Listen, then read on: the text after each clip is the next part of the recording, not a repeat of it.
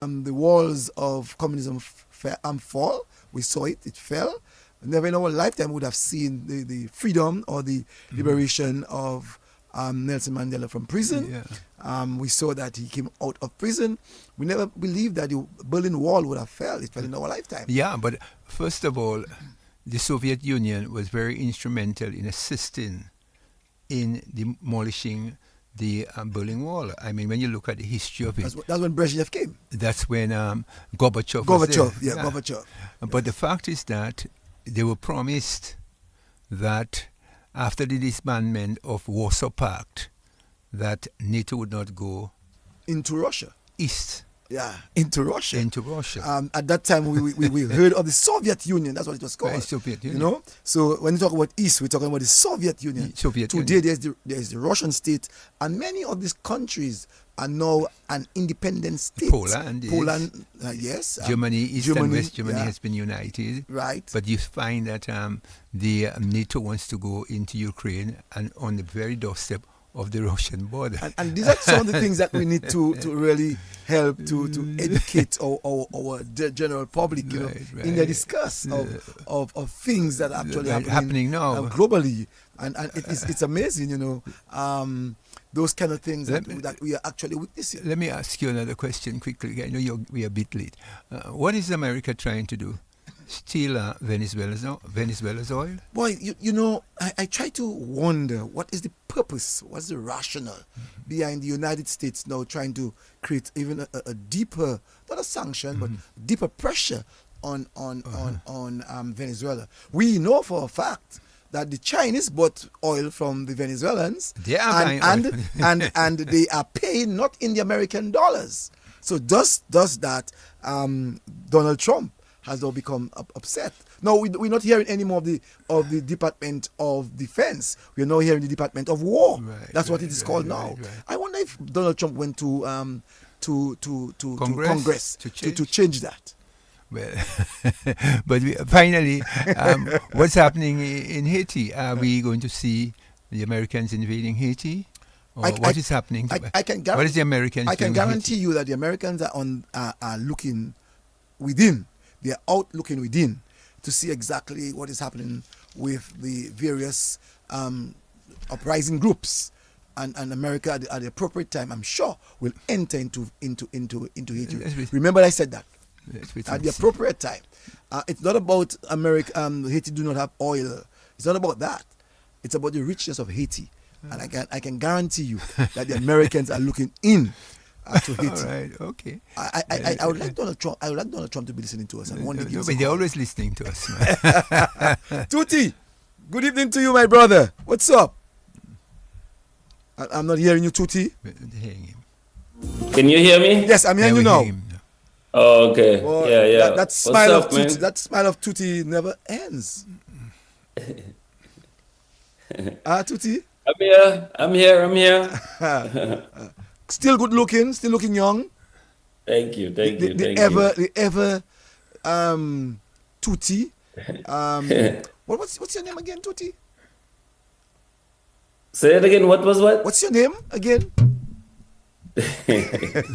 Joseph. Sometimes I wonder. Joseph Geese. It's funny because when I came here, it was kind of strange because nobody knew me as Tuti, right? So Yes. it was kind of strange that people call me Joseph Geese, and it's like, who's this person? I had to Strange. get used to it. You want to put yourself more in the middle of the camera. Tuti. Yeah, Go more. yeah. Yeah, go more middle. That's great. Yeah. That's great. Yeah. So I know that when some of us move to foreign lands, especially if we move way up west, you are west. That's right. Yeah, I was west from actually when I came to the US, I went to Iowa. That's kind of Midwest. And then I moved to San Diego in 1990, and then I've lived there say till 2022, and then I'm in Texas now. Oh, in Texas. Yeah. Yeah. Okay. Texas. And I can imagine a lot of Dominicans I find, we used to hear quite a lot of Dominicans are in New York. sometimes Washington. But I found lately that there are a number of Dominicans in Texas. Yeah, yeah, yeah. That's true. That's true. Well, people expanding their horizons, right? And kind of following the opportunity. I'm telling you, I lived in Iowa for 6 years, dude. The winter is brutal. I'm not built for this, right? At least in California, it would get cold at nighttime, but I mean, it's nothing like there's no hardly any snow when I lived there. I mean, maybe one time it snowed on Christmas Day, but most, I mean, California is like living in Girodel. You know what I Oh, mean? Loda, Loda, That kind of a Loda, nice, Loda. yeah, Loda, Girodel, I mean, that temperature where it's always in the 70s, 78, 79. And now you are in The city, Roseau is a little hotter, I think. and you Or are Loda too, and you are now in the oil state of Texas. I like that line. Yeah. In the oil state and in the casino state. No, actually, you know what? Interestingly enough, there are no casinos in I Texas. don't believe that. No, So well, all actually, is in there Las are. Vegas, all is in Nevada. Yeah, there are casinos in Texas, but they are on Native American lands. I have a customer down in Eagle Pass, Texas, right on the border. I mean, they're right on the border, right on the Rio Grande. Um, so there is gaming here, but it's not sanctioned. I mean, but on Native American prop land, it's, they're sovereign state, right? So just like the Kalinago people are sovereign. I mean, they're considered sovereign people, right? Like they have their own government, and so I mean, isn't that how it is in DA too? With the Kalinago, they have their own council, but they are Yeah. part of the government system because they have the parliamentary representative who's been Oh, elected by okay. the So, people of the Kalinago territory. And they okay. have they have been represented by a parliamentary representative. They have the council, which the chief, the chief will is the leader of the council. Yeah. Like all So the when if the government here in the US, the government is government to government when they're dealing with Native Americans, right? So the state, has limited jurisdiction over Native American territory. It's really the federal government and the Native American tribes. They're the ones who, they deal on a state to state level kind of. Well, yeah, yeah, kind of a state to state level. So. so But I mean, it doesn't mean that they're subject to some laws locally, you know, but they're really, especially the federally recognized tribes. It's like country to country. That's the kind of relationship they have. So before we go into the interview, you brought up something interesting to me. I want to find out from you, in reference to California and Mexico. All right, we have been hearing a lot of talk where the Mexicans are saying that California is part of their land. Is that still a discussion in California? Well, historic discussion, but it's not, I mean, there is no action on it. I mean, yes, California was part of Mexico. And, I'm not sure the historical, at what point, it transitioned into, American territory. But yes, if so, I mean, the majority of places in California are Spanish names, you know? A lot of the tribes have, connections with Mexico. Yeah, so there is I mean, the strongest Mexican influence is in California. Yes, correct. Are you do you think it is difficult for any president to determine that he can put some kind of border between California and Mexico, and to prevent these people from coming into California, as the Mexicans would say that you stole my land, so I'm in my property, like what we are now seeing in Israel and Palestine. It's almost the same issue. Are you hearing the Mexicans saying, "Hey, guy, you have stolen my land, and I have a right to it"? What are you talking about borders? No, that's not the discussion you hear at all. You don't hear that You don't discussion. hear that No, I'm asking if discussion you're at in that all. discussion. No, you don't. You don't. I think that's settled now, at Okay. least in their minds, that whatever way history views it, but you don't hear that discussion. I mean, the crackdown on immigration here has been intense, since the new government has come into power, You said that's soft and boy. it's been a very interesting times. It's different, It's there's anxiety among a lot of people, rightly or wrongly. I mean, the reality that people of color face is, I mean, it is sometimes it's concerning. Right. For instance, we know, for instance, that there's a new agency called ICE that moves.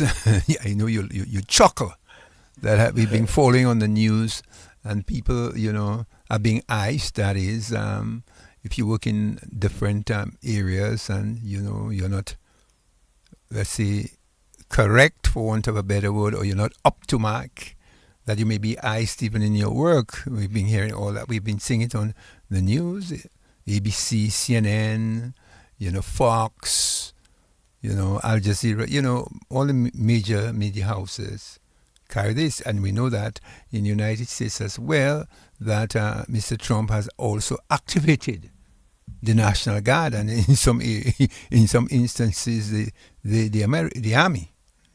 I know the Army is in Washington. No, we have heard there's no more Ministry of Defense. It's War. Minister of War. For sure. Hey, So a lot of I think, election has consequences, right? If you win the election, you get to make decisions for the country. I mean, Yeah. that's just the reality. Yes. Whether we believe in it or not, whether we like it or not, if you win the election, it gives you a tremendous amount of I agree. latitude in terms of making decisions about the direction of the country. Yeah, I agree. So I mean, it's like, yes, it's concerning. It's concerning, but if people want change, they gotta come out and vote. You know what I mean?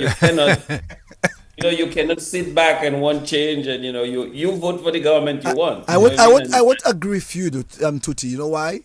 Because the gentleman got the popular votes. He won greatly in all of the various colleges, and he also won handsomely in reference to the popular votes. Right. I would So say. whether or not you want to ask people to go out and vote, we can say maybe the popular vote number might either increase or decrease. Well, the fact is that I would agree with him in terms of the people get the government they want. Yeah, and, yeah. I mean, and the it's like- policies may not be to their liking, but I just say policy changes with the. If you want the change, man, you have to go out there and vote for the people that you want. If Want. what happens sometimes a lot here is people go, oh, the government, no matter who you vote for is the same thing. Yeah. Well, yeah, of course, it's the same thing. And what people tend to do here is, a lot of people maybe misplace their, how should I put it now? Sometimes they vote against their interests. And sometimes it's not their fault because, when the message is packaged to them, it feels like it's in their interest, but ultimately it may not be, and not only on one side, on both sides too. You know what I'm saying? It's like but I don't know. We're living in very interesting times. Very I'll tell interesting you that right now. Just You my know what last, I mean, my last I question. have a lot of. Go ahead. No, you're saying you have a lot of what? Yeah, I have a lot of people that I speak with who are very concerned, especially Hispanic people, very concerned, and I think what it is I am okay with deporting criminals. I mean, I will help with that. I really will. But I mean, if someone is not a criminal and someone is picking strawberry, in California, I don't see the wisdom in trying to deport them, really. You know what I'm saying? Right now, There's got to be another way because I'm not gonna go pick strawberry what I mean, if you know how hot it is in Central California, 110, 120 degrees. You know what I mean? There's no Americans gonna do this, but I mean, if the focus is on criminals, I think most of America love that, the idea, get rid of criminals. We don't want people to, I mean, I don't want to live in an unsafe neighborhood, regardless of my political affiliation. I don't want to live in an unsafe neighborhood. I don't want my kids to be in an unsafe neighborhood, but if I think it just needs to be targeted a little So, better. so let me I think it, let me ask you two quickly. I had one question to ask, but I suspect I'll ask you two quickly. Take the opportunity as much as you live in America. What do you make of the 100,000 US dollars that is required for skilled people to now get a job in the United States? I wasn't aware of that. You mean that? I wasn't aware of that. You pay 100 grand, A hundred and you thousand, you yes. Skilled laborers, skilled or if you have people. a certain skill that is Yes, needed, yes, you pay $100,000 and you're yes, able to come to the US. yes. You're able to come to the Well, US. again, as I will say, election has consequences, right? You know what I'm saying? It's I like, I agree. mean, we have something like that in the Caribbean too, right? We have some CBI? citizenship type of We no, that is you that we have a citizenship program, not a situation where skilled laborers are required and you have to pay a great sum of $100,000 to get them to enter. That's But when not you say skilled, you mean you skilled like engineers, or I mean, what are we talking about? I mean, engineers, maybe an accountant, maybe nurses, doctors. Once you talk about skilled laborers, you are talking about people with a particular skill that can really help in the development of any country. We know in yeah, the Caribbean, we are now opening our borders for countries in the region, to especially Dominica and other countries of the region, where we're opening our borders in terms of the free movement to enable people with skills to yeah. come to No, our but I country. find that rather strange because most of the times when we look at American policy towards labor, they were importing or encouraging a lot of our skilled laborers from small island But states. you must remember that Donald Trump himself, if mega, let's make America great again, Right. is targeting the Americans right now in terms of people who are having business out of America. Taxes are still being placed on them in a harsh way. That's why we are seeing the trade. Trade is because Donald Trump thinks that all of the trade, all of the business that America has will be able to be exported. And now he's saying to you that if you have to import your goods into his shores, that there are certain Consequences in terms consequences, of taxes. but this is Well, I mean, it is being it's challenged being challenged, man. in the courts. I know there was a ruling just recently that said that the power to establish tariffs is not necessarily the prerogative solely of the president. I'm sure he can influence it, and but I don't think is his prerogative completely. But again, election has consequences. We have to go back to that because you know in the previous administration, the policies were completely different. The policies were completely different, and I suspect Tutia might take that theme, Elections has consequences. I consequences. like that Yeah, No, theme. but it's true. I love that theme.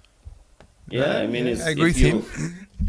yeah, you get the government you That vote you for, and deserve. there weren't enough people who, most of the people, believe that the current president is the one to guide the country, and they voted for him. And he's instituting policies now, and even if some of them are affected by the policies that he institutes, so maybe in the next go around, another president will be elected. You know what I'm saying? So it's Yes. I know it's tough to swallow, but Well, I can say it is. I can say to the people who have the H-1B visas that they are accustomed to paying their taxes, but this time around they're going to get them to pay $100,000. I can imagine what they're saying. Yeah. You know, Well, what's that going to do, right? It's going to restrict the number of, highly skilled people who come in here, right? So if the businesses here can find those highly skilled people internally, what's going to happen is the quality of innovation is going to go down. America is like hugely innovative. I mean, this country is most of the major innovations that happen in the world happen here, right? Specifically in California, You know, it's but if you're restricting the, I mean, I do have to go and look into that a little bit because I think you still, if someone is from outside of the country and they have a certain skill level that Americans don't, I think you can still get them in on those what is it, H1 H1B, visas. I think you can H1B still, I visas. think that's still possible. I'm not sure if it's people who are arbitrarily wanting to come here, pay $100,000 and able to come here. I don't understand it specifically yet. I think is it H1 visa? H1B, I think that's still, H1B visas. yeah, it's still, I mean, I haven't heard of it being taken away. Just, you know, and everybody got to pay 100 grand. Sometimes, you know, sometimes here's the thing too. Sometimes what's being said in the media is not always the most accurate, you know. Sometimes we really have to dig behind it and see exactly what the thing is. But you know, I'll make a note of that. I'll check it out, to be honest. I'll look into, let me make a note of it. Yeah.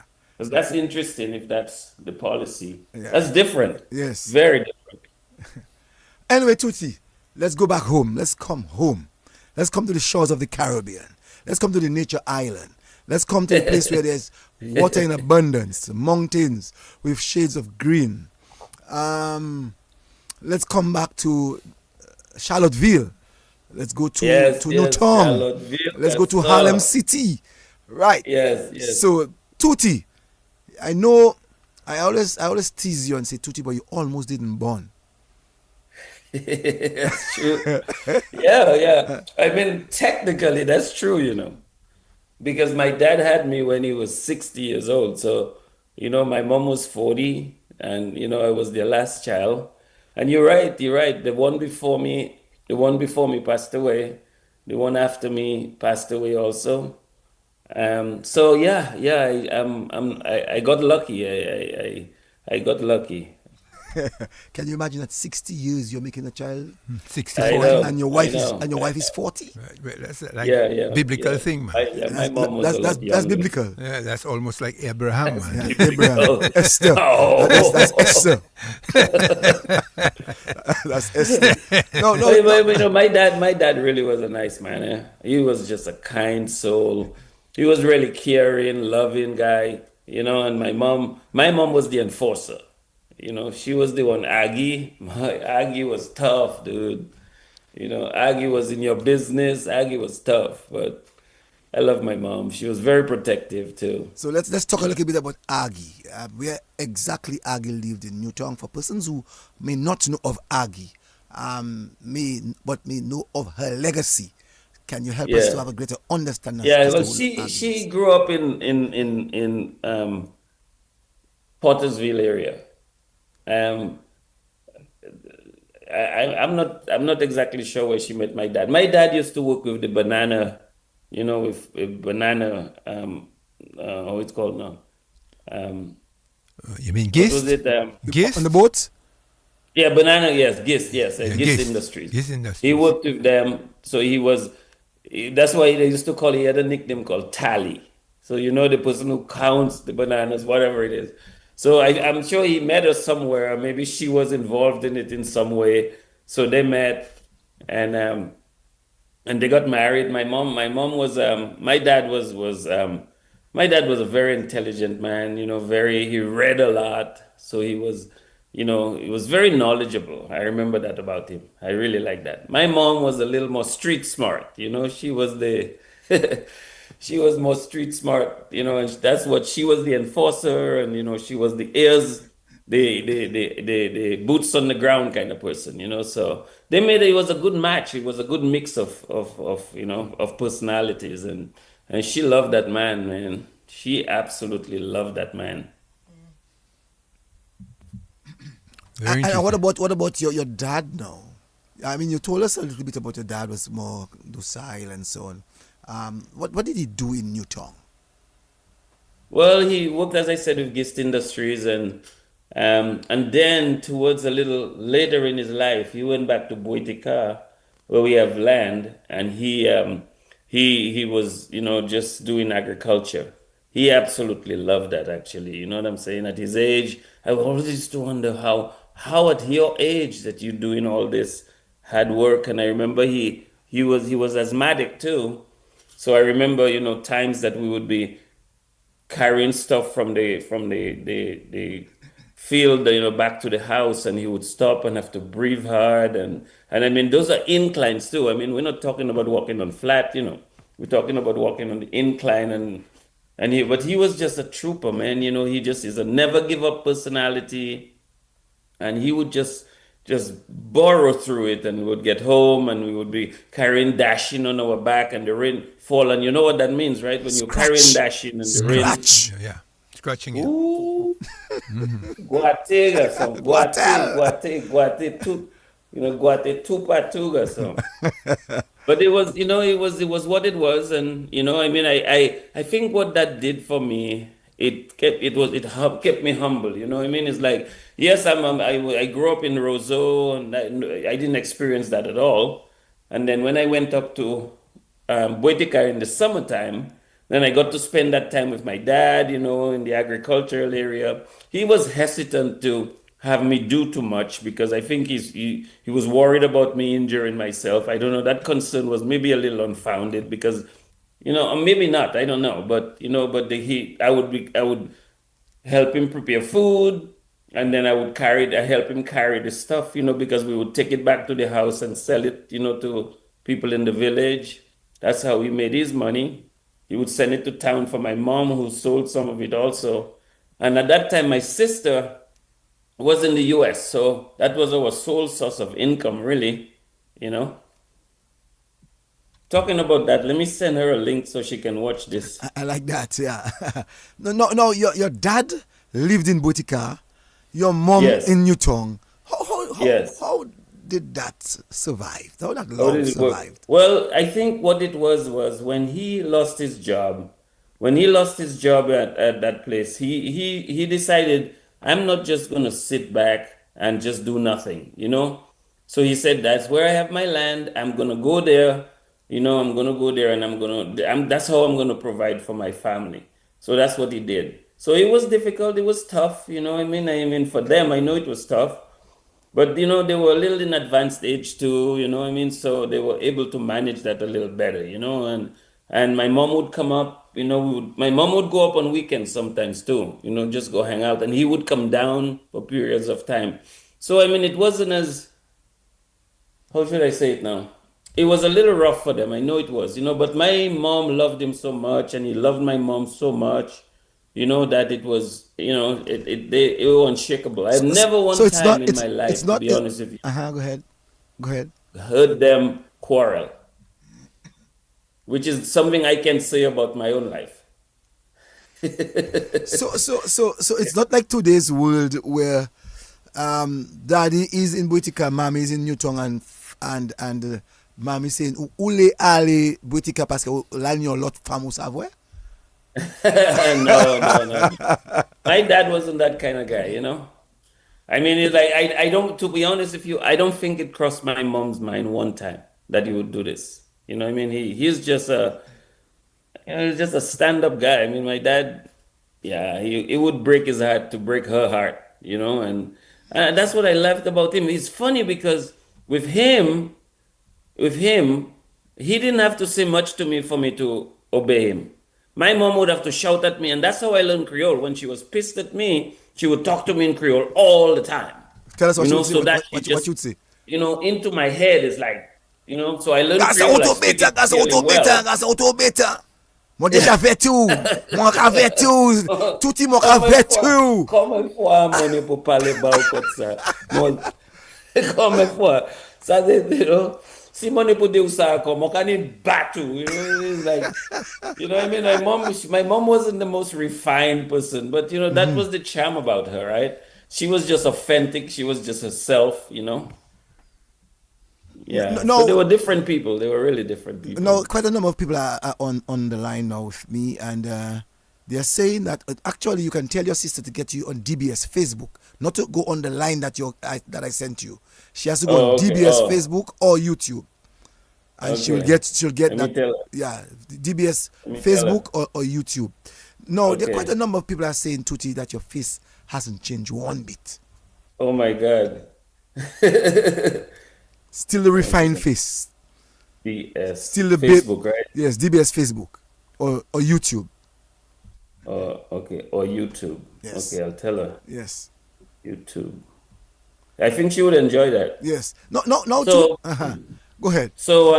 yeah, so thank you, first of all, for saying that. I really appreciate it. I'll tell you what, I've always been, okay, so this story is extremely interesting. I used to be an auditor, right? That's where I worked with Ozzy and Ozzy Lewis. He was, my boss in the audit department. So we would make the surprise audits, right, down to the various places, government departments. So the post office was one of the places that I worked regularly. So I went on one of my regular routes there and I found a book. I'm not sure if somebody had left it there, but I asked, whose book is this? Nobody was saying it was their book, so I took it and I read it. It was Arnold Ehret, the mucusless diet healing system. That completely changed my life. Completely changed my life. So, the whole idea was to focus on eating whole foods, and, vegetables mainly, raw as you can eat it, and cooked vegetables, I guess, are okay too.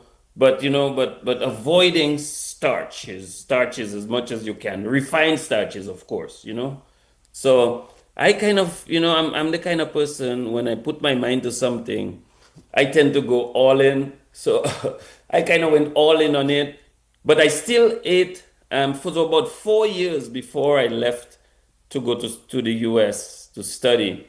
I just, my mom, all I would eat was salads and sweet potato. That's all I ate.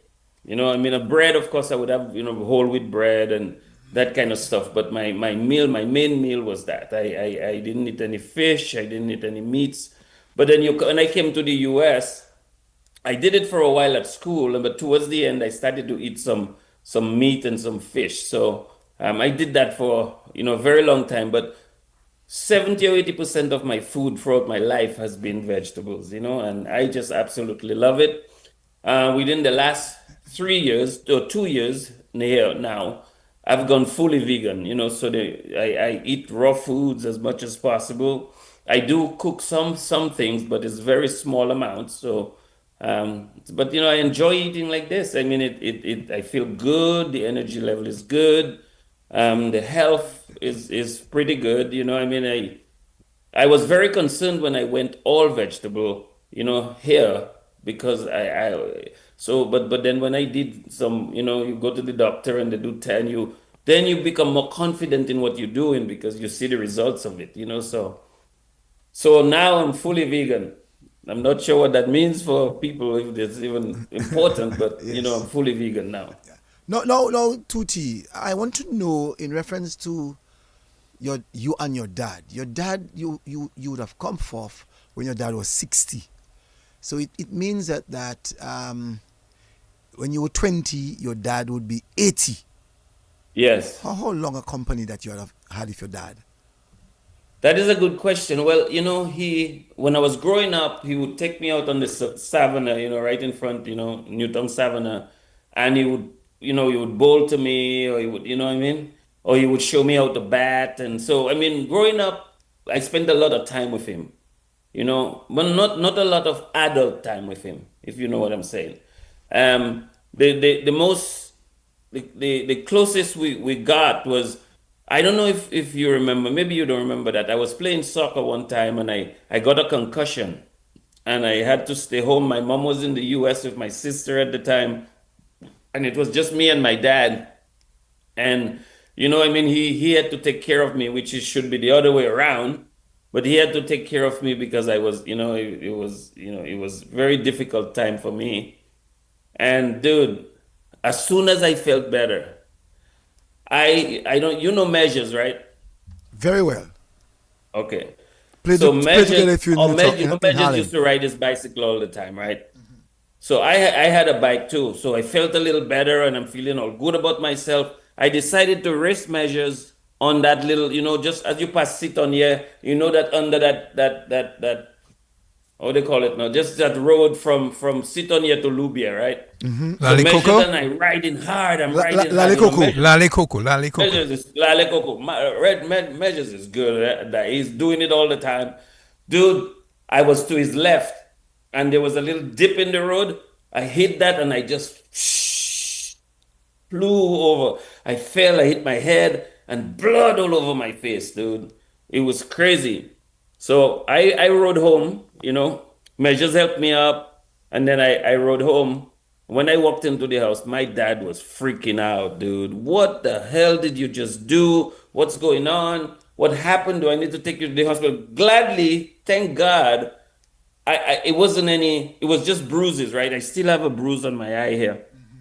It was just bruises, but because I rolled, right? I just kept rolling. But having played sports and being a little athletic, so I was able to break the fall a little bit. I just, it would worked out for me, other than a few bruises on my face. And, so yeah, my old man, so he had to take care of me again.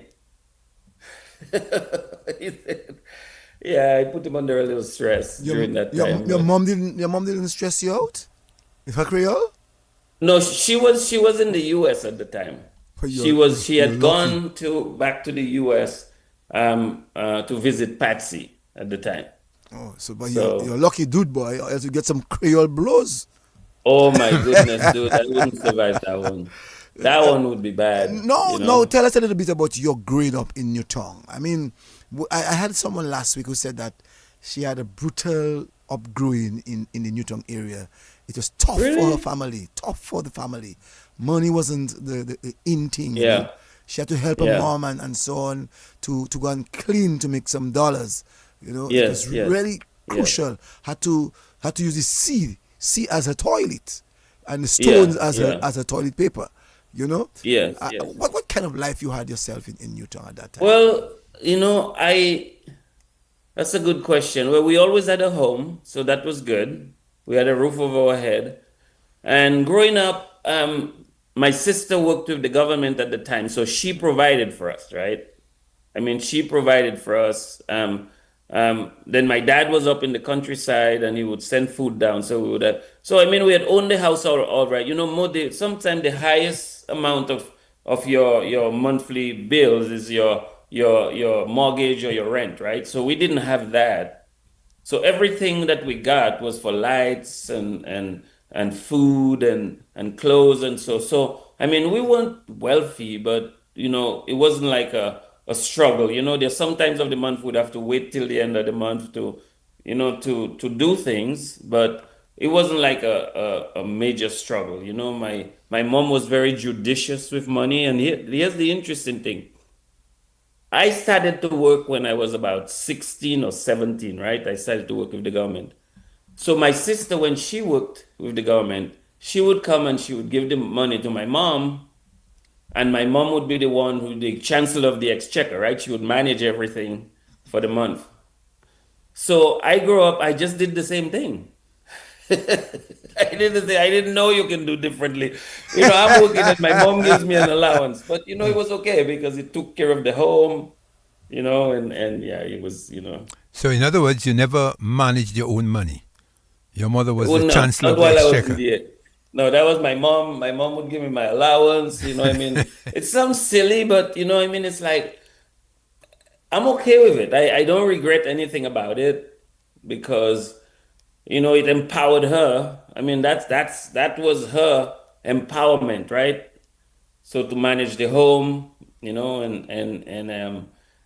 I was okay with it. And so coming to the U.S., I came for school. I played soccer in college.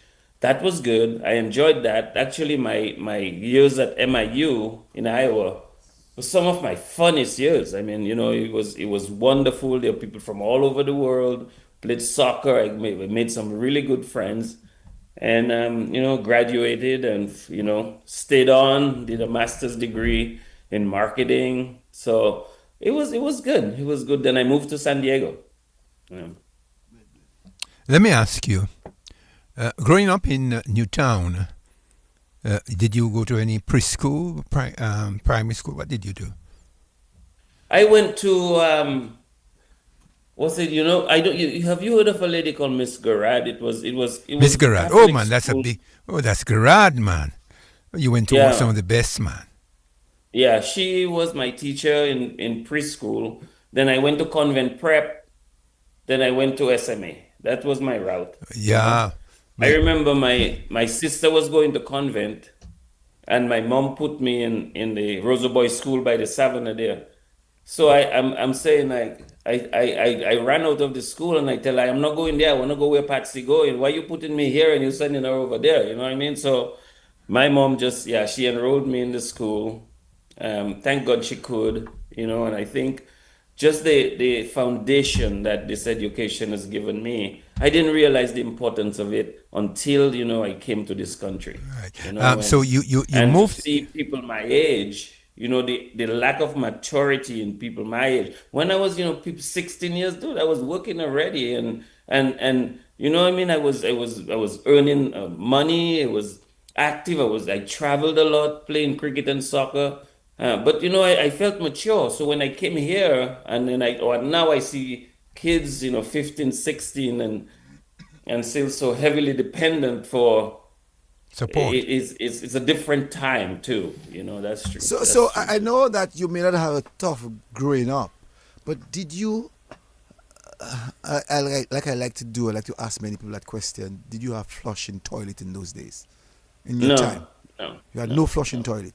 So no, the no, no. That seaside, wasn't a thing the for seaside was us. your. At least early on, it wasn't. It wasn't a thing early on. So But later on, yes. Later on, yes. so the But in the seaside beginning, it wasn't. at your early stage, the seaside was your bathroom.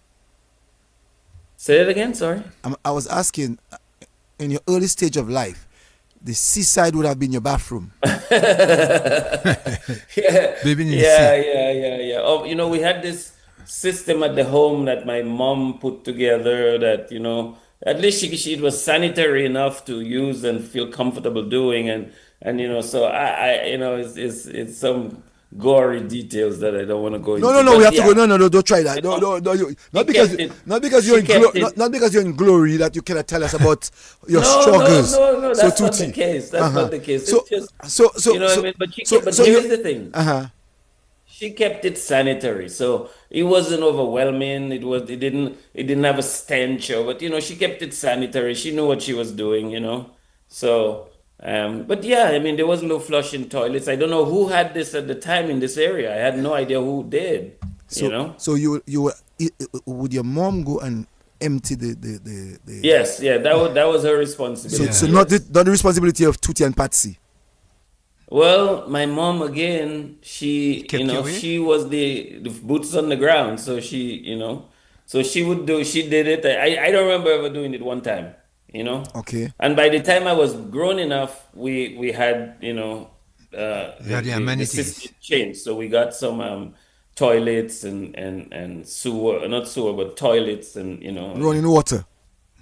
yeah, running water. Yeah. Well, we always had running water. We just didn't have the bathroom aspect of it. But then, that when I was really young, but then when I grew up, yeah, we the convenience was there, which was great. It was fantastic. And growing up too in Newtown, I mean, maybe I transition into that a little because I think that's important. I was involved in Harlem for a long time, right? Just that I played for Harlem. we'll come on to Harlem in a while. Oh, okay, We okay, we're okay, just okay, taking baby steps. So okay. I want you to help us to understand. Did you live in a three bedroom house, two bedroom Yes. house, or a one room bedroom? No, there was one, two, there was three bedrooms. So my mom and my dad had one, Patsy, my sister. I hope she's on. Ipoka weapon mo, na? Man talking the part like as if his homie is there. Yeah, ipoka weapon mo. Yeah, when you take a break, I'll call her. Yes. So if you send me a link, I'll send the link, No, the Facebook link. just send her, just tell her, just tune in to DBS Radio Facebook. Well, you don't know who you're dealing with there, but Just okay. all she has to do is just go into Facebook and click in, just write in the Yes. circle DBS, I'll and maybe she'll I'll, get I'll it. pull it up and send it to her. Yes. But yeah, where were we now? Oh, I was talking About the about. house. So yeah, there Bedrooms, were yeah. three Bedrooms. bedrooms in the house. So Wow. my mom and my dad had one, my sister had one, and then I had one. Wow. So Your guy in luxury. yeah. No. Well, Mhm. it was comfortable, let's say. Okay. Luxurious, I don't know, but comfortable. All right. Now, Tuti, um, in those days, breakfast on a Sunday was special. Also Oh my lunch. goodness, Lord, yes. Loved it. Cucumber, I still do it sometimes. Cucumber, and she used to make codfish and cucumber, or she used to make sauce and cucumber. Sauce, I wasn't so big on the sauce, but the codfish and cucumber with parsley, I still make it, but I don't put codfish now because I eat many Big, plants. But big beans. yeah, with beans or with quinoa. Quinoa is a Yeah. big deal here now. So I put that in there. Dude, but dude, when you put a little, you cut that up, you put some parsley, you put some scallions, then you put a little lime in that, a little salt. Huh, there's nothing better than that. That tastes so good, man. Your And yeah, that was a way and then she made omelets too. That was a nice way too for the Sunday. She made some omelets too, which was cool as hell, kakoti or juice. Huh? Kakoti or juice. Aguti, you said? Kakoti or Bush. juice. Oh, kakoti. Oh, talking about kakoti, I have kakoti right here now too. You know, I have kakoti right here, and I didn't realize at the time both. It would be both. Kakoti would be at night time, and then the juice would be in the daytime. But it was loaded with sugar too. So anyway, that's a whole nother story. But then cacao, which they call it cacao, but it's like high in antioxidants and what is nitric oxide, which are just a signaling molecule that's just great for circulation and all that stuff. So I do it now. I do it now every day. That's I do it all the time. What about your bush tea? What about the bush Your tea? basilic, your Basilic was the thing semi-courtois? that we did a lot back there. Basilic was huge. But my wife always said, Joe, why you drink? But I drink decaf coffee. Yeah, I love decaf. I love coffee. She goes, why don't you make tea? Why don't you make bush tea or tea? It hasn't been my thing. Maybe at some point I'll migrate to it, but So so I like my so let's talk during the week now. During the week, yeah. before I go into during the week on a Saturday, most parents would have done broth. That style exists at your home. Existed at your home. Yes, yes. I love broth, dude. I used to absolutely love this with some flying fish. And it's interestingly enough, here, the times I do eat fish, I do it maybe once a quarter if I'm with some customers. I don't want to seem a little odd, then I'll have some fish.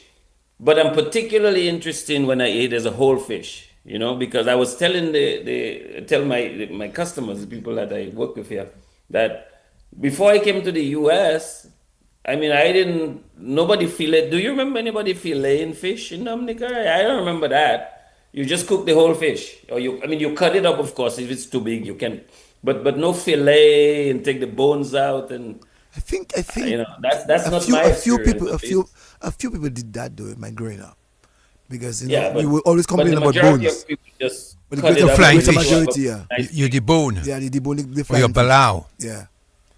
Yeah, you took out the Oh, I bones. never had the bone balau because that balau would fry so much that that bone would just be crusty in between. Just eat it like that. You know what I mean? Yes. It's like in oil, and what I mean, it's Right. horrible for you. But What about hey, what about it's the what it kai? is. You ever had the kai?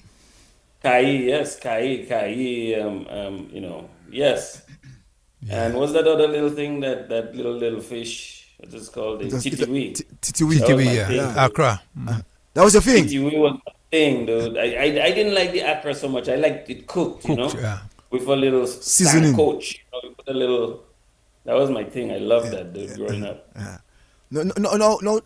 I'm Tutti, Joseph Geese. For those of the people who know him as Joseph Geese, I hope your children are not hearing me calling you Tutti. No, I locked my door, man. I say that's for Yeah. adults Are they only. aware that people call you Tutti? Yeah, that's My how we know wife, it.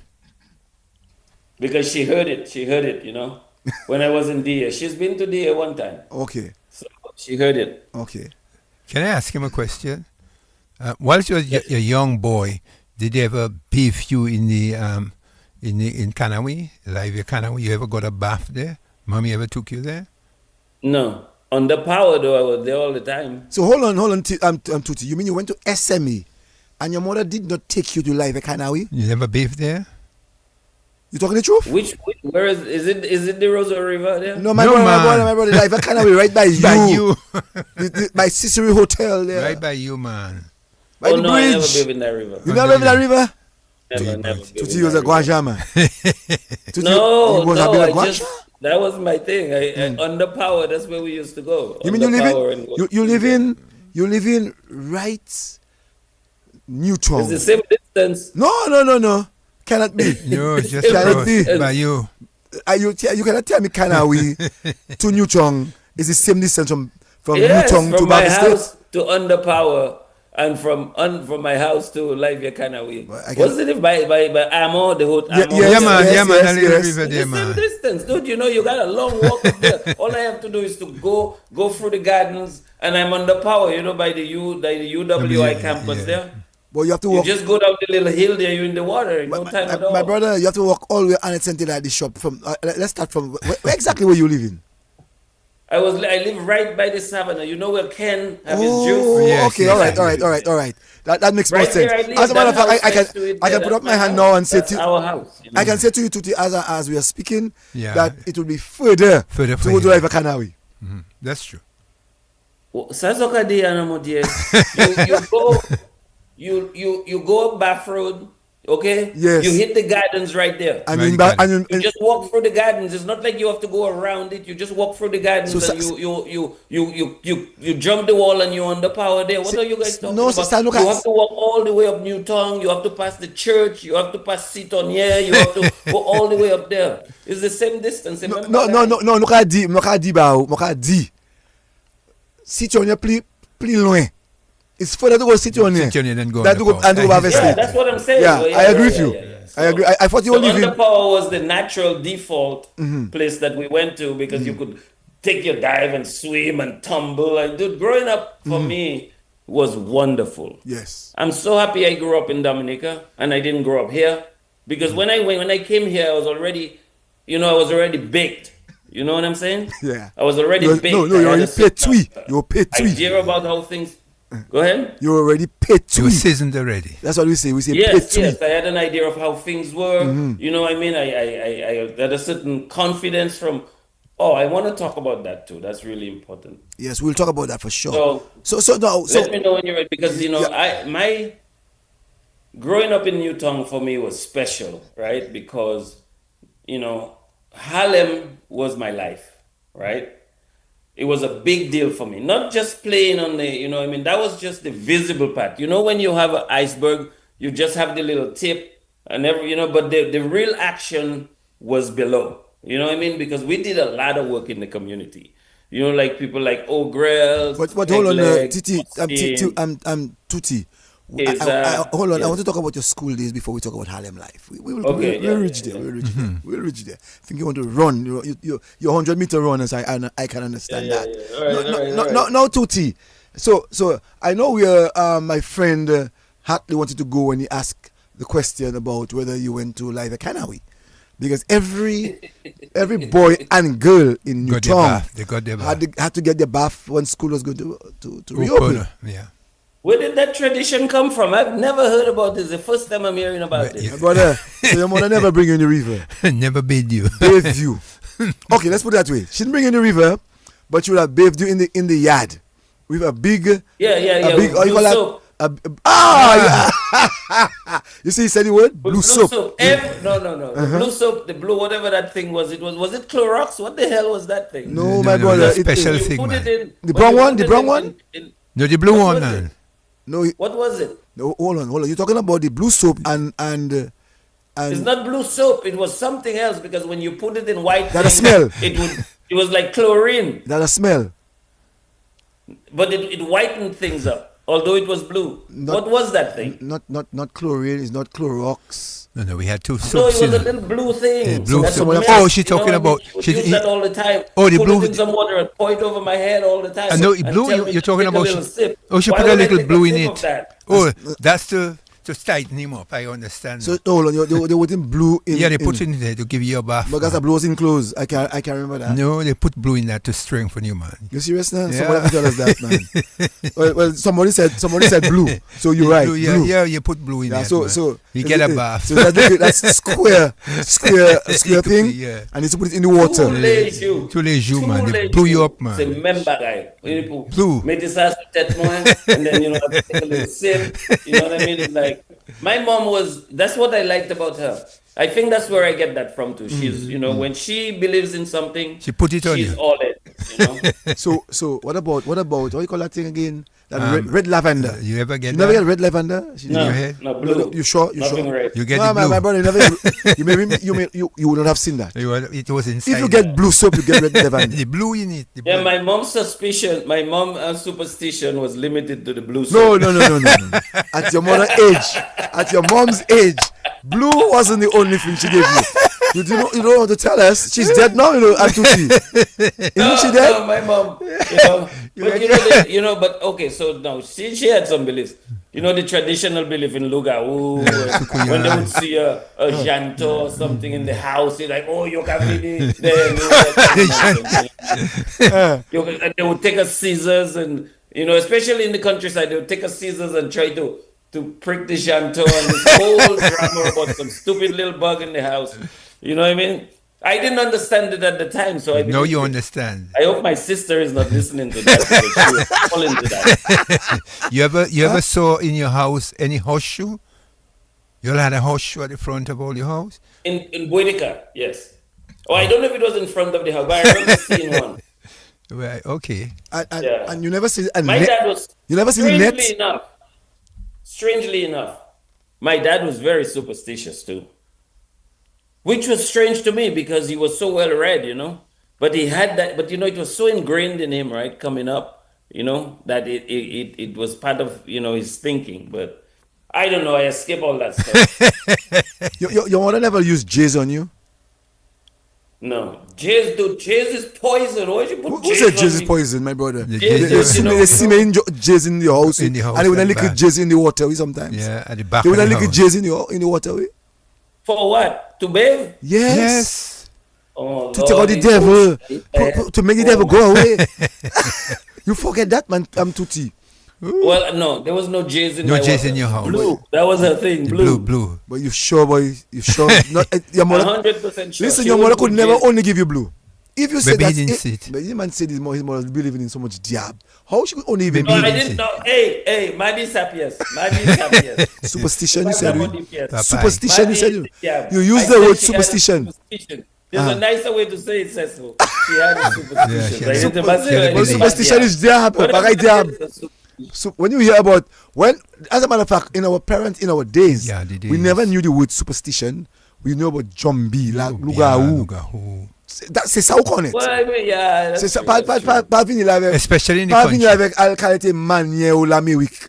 I know in the Lakou. Yes, right. You know what I mean? Right. But Lakou is Boydica, the roots, right? Boydica. That's where all the authentic things take place right in the yard. Boydica, La Plaine, Delis, those Yeah. areas, they always believe in a little superstition, man. Oh, And that on My the brother, east. yes. let me But, tell you, hey, you you must know have. what? Let me tell you, you must have red lavender at your house. What's the other one? Why you want that red lavender? What's up with that red lavender? Everybody that should you have like so it. much? And you have to put it on your forehead before you go to school, in the middle of your head. When you go to exam, you put it in, when you're going to sit common entrance, your mother didn't call you. She just let you go. No, She just let you go to. my mom, her thing was the blue. My brother, your mother never take you and put a cross in the middle of your head or something. Says you remember those No, things. the only cross I would guess is Ash Wednesday. My brother, don't try to let me. Yeah, maybe he can't remember. Tutti can tell me what he wants. Tutti if you tell him your mother was superstitious, Yeah. you cannot tell me your mother didn't take red lavender. yeah, a When lot you of want to see the your common entrance but and put it in the middle of your head. And the papa But I would remember that. And she said I would remember she that. said to you, "Pas faire pièce pour toucher." I Especially in had your an head. afro at the time, so I don't think she'd be able to touch my head. Make it even better. Make it even better. Make it better. You're not taking the smell. Afro. You're not taking the smell. Talking about that. Uh-huh. Talking about afro. One time I went to Underpower, right, and I had some cactus. You put the cactus in your hair and then you shake it and shake it and shake it like you're coming to You want dreadlocks. to see I walk cactus, into you the know. house. Yeah. She go, no, I see Evesa. I see Evesa. No dreads. But my brother, She gets that. the Lago term is not cactus. We were not calling it cactus. What we call it? Watch it. Yeah, watch it, yes. Watch it, my brother. Yeah, the No, no, watch it. cactus. Yeah. Nobody Watch remember it. the word cactus. Watch it. But, oh, you know what I meant though. I know. Aloe. because- Aloe. Aloe. Aloe cactus. Yes. Watch it. Aloe. Yes. And Aloe. what your mom Yeah. said? What your mom said? Paddy da Kaila. Padi da kai mo piesa vesa. She vesa, padi da kai, So she was all over me about that. So, when my mom go off on me now, she killed my spirit now. I had no more. That was my attempt at dreadlocks. It lasted for what? An hour. but the philosophy itself, I think that shaped me too. The idea of being, conscious of who you are, understanding that you're not the only person in the community, giving back, kindness to others. I think now that part of Rastafarianism, I think I took in. I just couldn't wear the hairstyle. No, okay. No. Tuti. You lived in Newtown. Sometimes some places or some parts would not have quite a lot of street lights. When you come home at a certain time of the night, especially if you come home late, your mom would ask you to wash your feet before you enter. Well, it was not until I got out of high school that I could stay out late, right? Even no, I don't remember. But what she would do is she would come and greet me at the door. She never gave me the key, that lady. Even when I was 20 years old, she never gave me a key. Aggie, I don't understand why you never give me a key. So you know what I do? When I come to the house, she would turn on the light and look at my eyes, and she's thinking that I'm probably smoke weed or something. She would look at my eyes, Timo got this here, you know what I mean? It's like, my mom was intrusive, man. But I loved her. I love her a No, lot. she never made you walk from behind and enter the house. No, Back to they front? used to talk about it, but I say, I'm not walking in backwards. I say, okay, I have my limits here. I'm not walking in backwards at all. That don't make no sense. So when you're going out, she wouldn't tell you put your cancer there, over Upside. there. Oh my God, no. No, I didn't have that extreme. No, I don't think she was that extremely superstitious. Okay. Back to front. What was that for? If the drum be coming behind you, can't touch you. Jesus, That's Lord. what Are you serious? That's what we were taught. Oh my Yeah, That's what we were taught. So Like the the drum, man. if you're closed, so you never wear your clothes back to front. No, Okay. at least not voluntarily. If I ever had back to front clothes, it's because for some reason, either I was inebriated or something, and I put my shit back to front or whatever I put back to front. Okay, when you're But it sleeping. wasn't because Of superstition. it wasn't because I believed it would help anything. My sister, on the other hand, I hope she's not watching, was different that way. So your sister would have gotten the what we are talking about now. She bought it hook, line, and sinker. You know Wow. what I mean? She was all, even she still believes it today. What? Wow, she You better know? not hear you. Well, she better. I hope she's not hearing you. And I hope she not passing you. Yeah. So you mean so she believe in the Lugau? Yeah, She believe in the Sukuya? yeah. Well, it's part of You remember? upbringing. You remember once? You remember once upon a time, Me Tuti. I seen, yeah. You remember once upon a time, Tuti, when you were growing up in Newtown, that there was a common cliche at 7 o'clock you must go inside because the zombie was passing. You never. Cecil, where you get all these things from now? Boy, guys, I remember in Roseau, Yeah. there was a person passing with a chain Yeah. in Roseau, dragging a chain, and people think it's a Lugau. Okay, so they were scared to come to Newtown. They never come there. Who said they never come to It's Newtown? just for the Rosa people. But Actually, it was I'm Harlem sure that was if Harlem Sonia, that released if this Sonia guy. Williams is listening, Sonia Williams will tell us Yeah. that passing your tongue. No, because remember, No, Newtown is I never situated. see that in Newtown. Because- People coming with chain and And You don't know, forget, Newtown itself is situated between cemeteries. You know, Yes. you have the Catholic cemetery. oh You my have God, you're making it worse. the by Harlem there, at the So back Tutti, there. when you're passing between the cemeteries at night time, you had to run or you just walk? No, I walk through. I would go. It is a shorter way through. I don't care what time it was. I would walk through that cemetery. You know, that was my path, my route. You know, You so I didn't avoid care what I didn't. I don't know. Maybe I was just rebellious, but I didn't. You know, this things never grab a hold of me as much. You know, So now because I didn't believe in it. I said let's that's some so BS. let us talk about your growing up in Newtown Yeah, during the week, breakfast and lunch and supper. Breakfast. What was your yeah. breakfast like during the week? Well, my mom used to she used to give me eggs every day. Oh my God. And she would make some bread, but that bread was only good on the first day, right? When she just make it. It would be nice and fresh. But once that bread a day or so old, my God, that bread was bad. Aggie, you're not listening to me, are you? Maybe she is or not.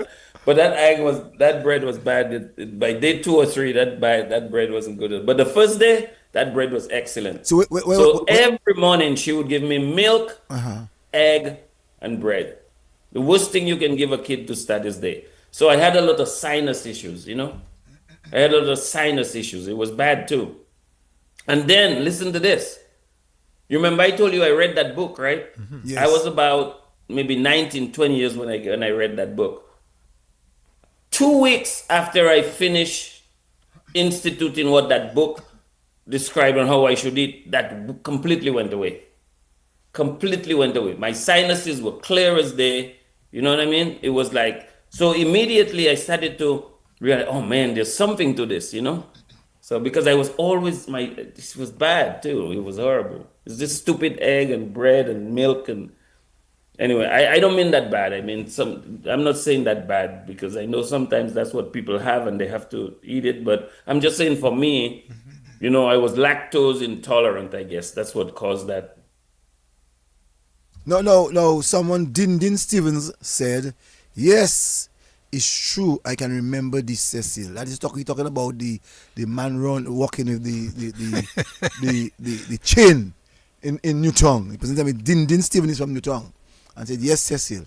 In Admit to Newtown, you we wasn't had checking you were not checking your environment, man. fellas used to. I,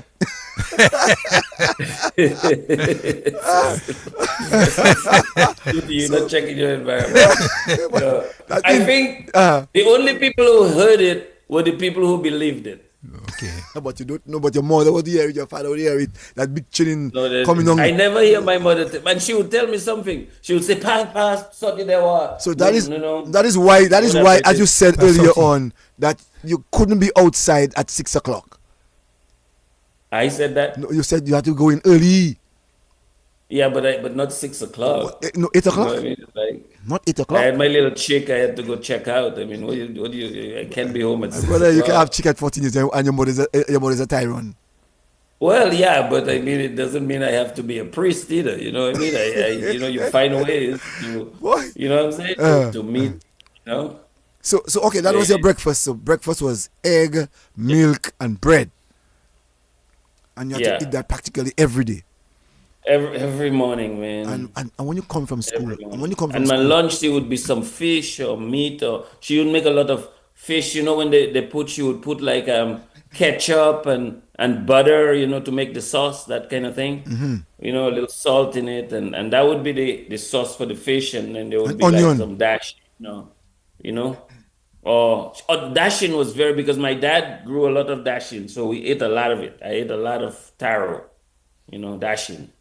Ate a lot of that. And fig, I didn't like fig so much. I just felt it was just, Too hard. yeah. Yucky And it taste. was giving me indigestion. I didn't like it. The dashing though, mon Dieu, mesa. You're like me, boy. Dashing Oh Coley. boy, I love my Dashing dash. I Coley. did. I haven't had dashing now. Well, when I come for the reunion, I'm make sure I get some dashing. You know what I Oh, mean? yeah. Because, I mean they have it here though. They have taro here. But it's in the Chinese market or so, and I rarely go there. So at nighttime, your Cocoa, Your cocoa, kako, you your get some kako. cocoa and some bread and cheese. Nighttime we didn't eat heavy. Here in the US, people eat heavy at night. Not people, I do it sometimes too. But I'm trying. I've been trying now to make my lunch my main meal, and then evening time you eat something light because then you go to bed and you can get some good rest. When you're really full at nights, it's tough. So now let's go a little bit into education, school. You said that you went to Yeah, what, preschool? Preschool. yeah, Miss Gerard. yeah. Miss Garad, Miss Garad, Gerard, Miss yeah. Garad. And Yeah, from it was like the church. I think it was run by the church too. the Catholic And then Church. I went to convent prep. You know. But in those Um. days, hold on, Tutti. Your father Okay. worked on the port as a tally man. Your Yeah. mother was what? Housewife. Housewife. Evo Ali Tasa Ali convent prep. Yeah, I don't know how I honestly don't know. I remember when I told my mom I want to go there, somehow my dad was working still at the time, I guess. And they remember I told you they had paid for their house already. So, your mortgage or your rent is your biggest expense, right? So I think, even if he wasn't making much, he could afford because it was cheap at the time. It wasn't much. But fortunately, I went there, and I really say fortunately because it really shaped me. So when you went there, let's forget the fortunate part about you really went there to shape you. What are the people that you met? With Jeffrey, Jeffrey Brisbane. Yeah, may his soul rest in peace. Yeah, may his soul rest in peace. Johnny Shillingford, Uh-huh. Johnny and I were really close. Mm-hmm. Johnny Shillingford and I was really close, man. Brian too, to some degree. Rats, you talk about Who else? rats. Freddie Mondays, I remember him too. Mm-hmm. Um, who else? Christopher Roll, Christopher Roll, Kelvin Roll, all these guys. Remember Where's going to Christopher school with Rule? Where's, them. where's Christopher Rule? Chris, where's Chris? Chris in the air. Chris in Dominica? Yeah, I think Chris is in the Chris air. didn't live in. He wasn't living in the States once upon a time? Yeah, yeah, we went to school together at MIU. Yeah, Yeah. I yeah, never realized but that I never realized that's in Dominica. What is yeah, he he's in the air. what is he doing in Yeah, Dominica now? I'm not sure. Okay. I'm not quite sure, Because but I know he's in the air. I know that you all lived together for some time, I'm not Yes, sure. yes, we left together. Yeah, Chris was really good to me too. I think he was your neighbor No, he lived right next to SMA. right next to SME. Yeah. Yeah, yeah, yeah, yeah. Yeah, No. he's the one who got me into TM, Transcendental Meditation. Right. No. You realize the names that he's calling? Guaja. What do you Utansa? mean, Guaja? Utansa? You have to defend yourself. Guaja, man. Yeah. You heard Well, of those are the people that I went to school with, and um, yeah, and who else? I remember the guys. There was the ladies too. Who were they now? Um, I think Connie Tula was there too in school. She was there, I think. Savres. What about the Savres in those days? I remember those names, but What about the I Astafans? Did you meet any? them. Yes, Jackie and Pierre. Yes, yes. Um, and there was some cool Zlatic ladies there too. So Margaret Rose and Brian Kozlati. Margaret Rose was there, yeah, Yeah. and some other people. So yeah, so it was. Quite cool, man. No, quite cool. The guy said he was fortunate. He's using the fortunate in terms of how it shaped him, Yeah. but also to Yeah, yeah. it get in the shaping that I get him from Tutti is it make him now play Guanja.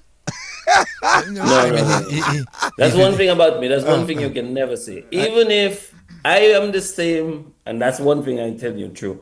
I am the same whether I'm with a prince or a pauper. I'm the exact same. With my customers, I'm the same as if I'm with anyone else. That's just you get what you get with me. You know what I'm saying? It's like I can give a presentation that's the most serious thing in the world.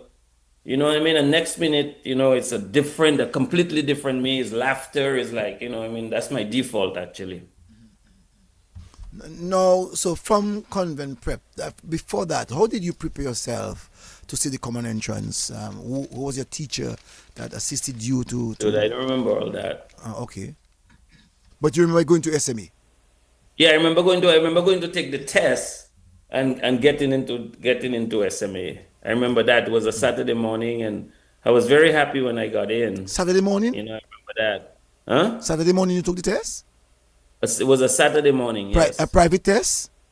No, no, no. You had to take a test to get into SMA. Uh-huh. Well, I remember taking a test and remember them telling me, I think so. I think I remember that. They took a test to get in, and I was so happy when I got in. But it was the natural thing if you come from convent, you know, because it's Catholic, right? I was an Yes. acolyte too, so oh, you're an you know, I acolyte. think that So as yeah. you're saying that you're an acolyte, during your high school period that you're an acolyte? Or Before that, when I Okay. was in a convent prep, I was an acolyte. So let me ask. And yes, during SMA too. Yes, I was an acolyte All too right. during So SMA. while being Yeah, an yeah. acolyte, were you one of the students or one of the guys going to church? Your mom would give Yeah, I you was an altar boy. money to put in the Collection. collection.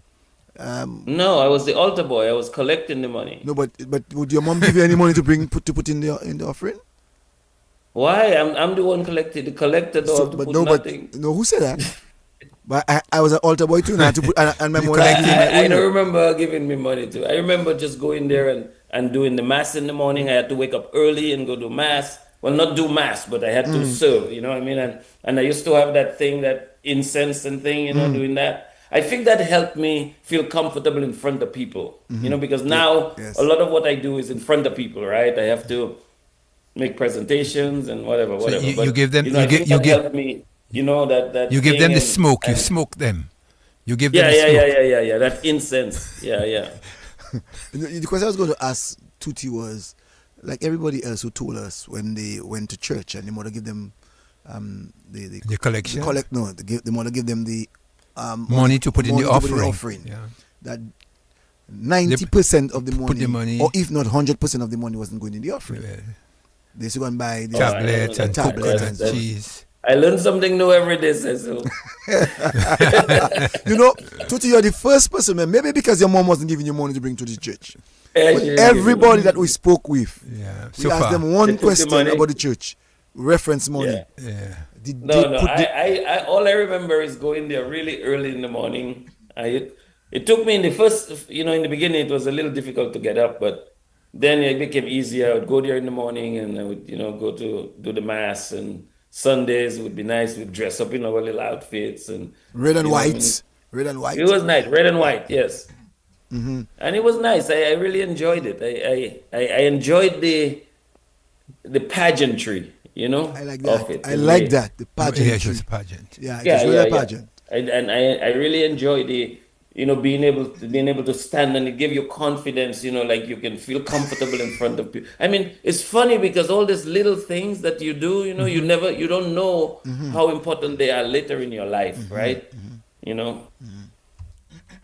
And then, how you call that? The guy who does the Incense. incense. Yeah. Yeah. So you did quite a lot of that for to give the Yeah, I did priest- that for a long time. So- Yeah, that was my thing, you know what I mean? And then you click, click, click. So you never click, heard click, of you never click. heard of, You know how many times I bless your family, Cecil? Boy, many you know how many times. times I bless your family? but I bless plenty On the families. I bless click, click, Tuti. click, click, Tuti. click, click. You know how many times I bless your family? Tuti, Cecil? I bless plenty families too.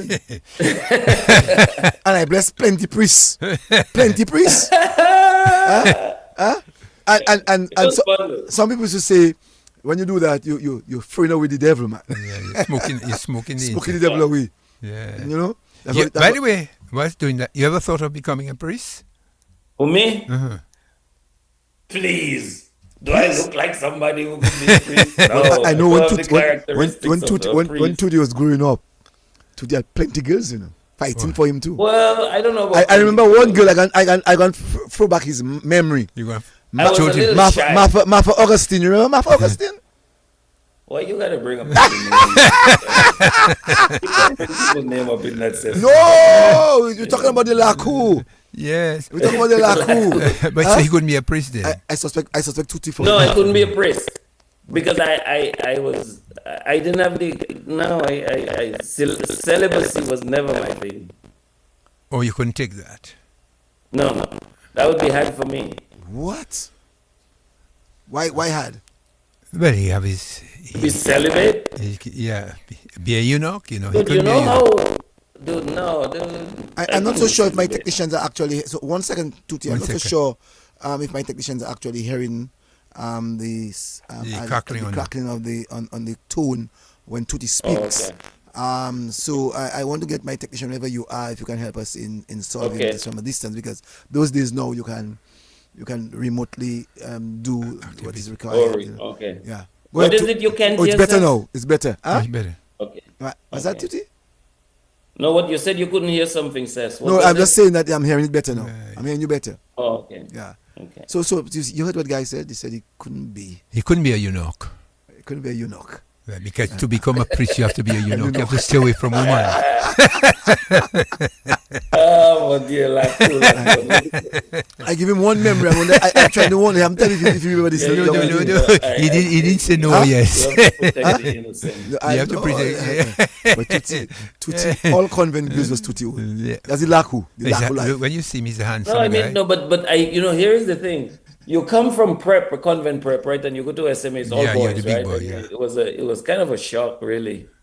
Because it was kind of nice to have this, you know what I mean? This girls in school too, you know what I mean? You'd have a little crush here, you'd have a little crush there. But so of course I was too shy to act on any of it, but you know, Yeah, but but that would be hey, the thing. just a good You're an feeling, a good vibe. acolyte. You go to convent prep. You're in Yes. SMA. I mean, come on, it's normal. Cecil yourself. In fact, by the way, Cecil Cecil. did the same thing. Yeah, Talking about by the the way, let me I- give you a joke on him. uh-huh. I met brother Jermaine. Uh-huh. He's here now. He's retired now. And I said to him, "You remember your student?" Says he said that one we'll talk about on the Lakou. So No, your if- principal, if brother Jerry- Superman, Brother Jamin has to come on this program, my brother. I will skin him. he gonna You come. got you covered, Cecil. You got you covered. No, he will come. He But coming. when he comes, you have to prepare to be skinned. he coming. I want you. I met him at I'm gonna the send another text. No, Tutti. Yes. No, Tutti. I'm listening. yeah. Go ahead. So you went to St. Mary's Academy, Yeah. Yeah. and while at St. Mary's Academy, academically you're good, but sports, you took us another side of you is sports. You took sports Yes, yes. seriously. What house were you in St. Mary's Academy? Uh, George, I think. I was in St. George's too. Yeah, I was in St. George, I think. Yeah, I was in St. George's. That's Right. what I remember from that. Yeah. You know, SMA, SMA was good to me, dude. You know what I'm saying? Yeah. I learned so much, although I can't say that I was the most attentive student at the time. But even so, you know what I mean? It was such a rich environment of knowledge that even if you weren't the most attentive person, you got so much from it. You know what I mean? It was interesting enough to keep your attention to some degree because I played sports, right? That was my focus, and but I am so happy because I didn't realize how important that education was until I went to college and realized that you were ahead of a number of other students who come from this country and or anywhere else. I mean, in terms of writing papers and being able to express yourself and comfortable, expressing ideas. And I mean, I didn't realize how well it prepared me for that until I was in that environment. And you were in class of 74, 75. Yeah. Right. Now, while in school, you would have taken cricket, football seriously. Like that. Yes, You came from yes. Newton. Newton was more or less focusing on sports. Where did you get Yeah. that cricket aspect of you? Where did you get the cricket aspect? That's a good question. I think it's from SMA. And my dad also too would I think that's how come I'm a left-handed batter, right? Because my dad would face me and show me how to hold the bat. But because he was across from me, I ended up trying to mimic him and I end up batting because everything else I do with my right hand. I write, tennis, you know what I mean? Everything else I do right. But when I play golf, I play a lot of golf now. I'm left-handed. Cricket, I'm left-handed.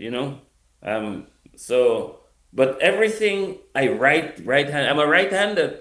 I don't know how the left part come in, but I think it's because my dad was standing across from me, and I tried to mimic him. And so cricket I played in SMA. That's where I really played a lot of cricket. Rupert Lance, Rupert Sorrento, David Cottingham at the time, Oliver Hodge, all these guys. And we actually had a team in playing cricket, in the league, right? We had that. That was fun. We weren't the best team, but we had our moments. But you're a prolific batsman. Yeah, Did you I bowl? enjoyed batting. Did you bowl? Did you keep? Yeah, I was a wicket keeper too. Yeah, yeah, Right, yeah, right. Now, yeah. now, give us a history of you playing cricket in St. Mary's Academy. Yeah. So I remember David Cottenham.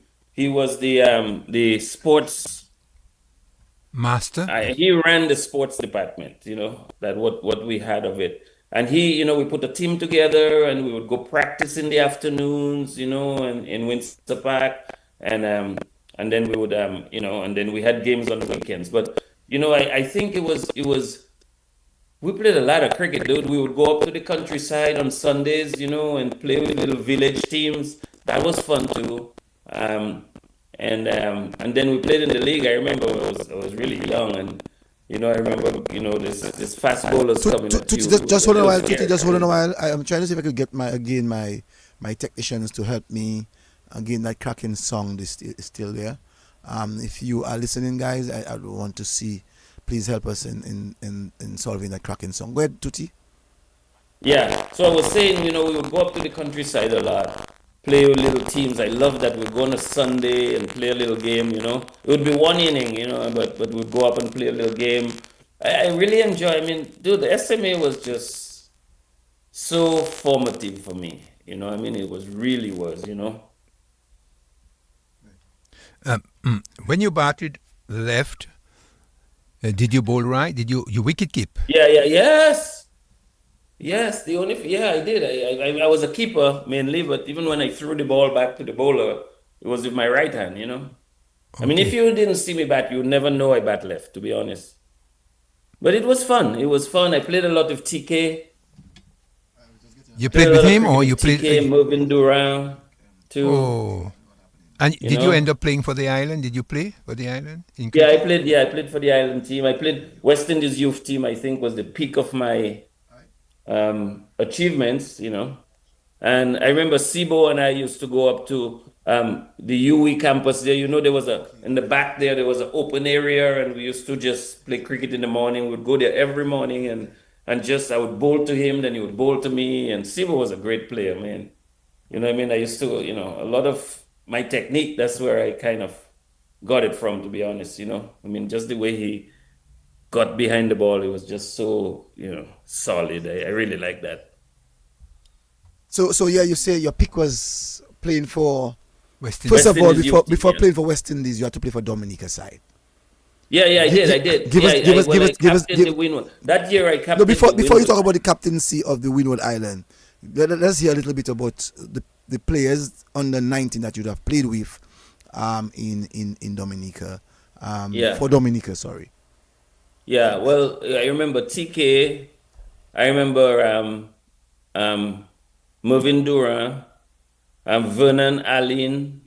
Um, I remember, I think Joey Pierre for a little bit too. Joey Pierre is a little younger than me, I think. Then I played with Hodge. I played with Hodge too. I played with who else now? Who else was on that team? Was Francis on that team? Francis. Edwards. Oh, what's his name?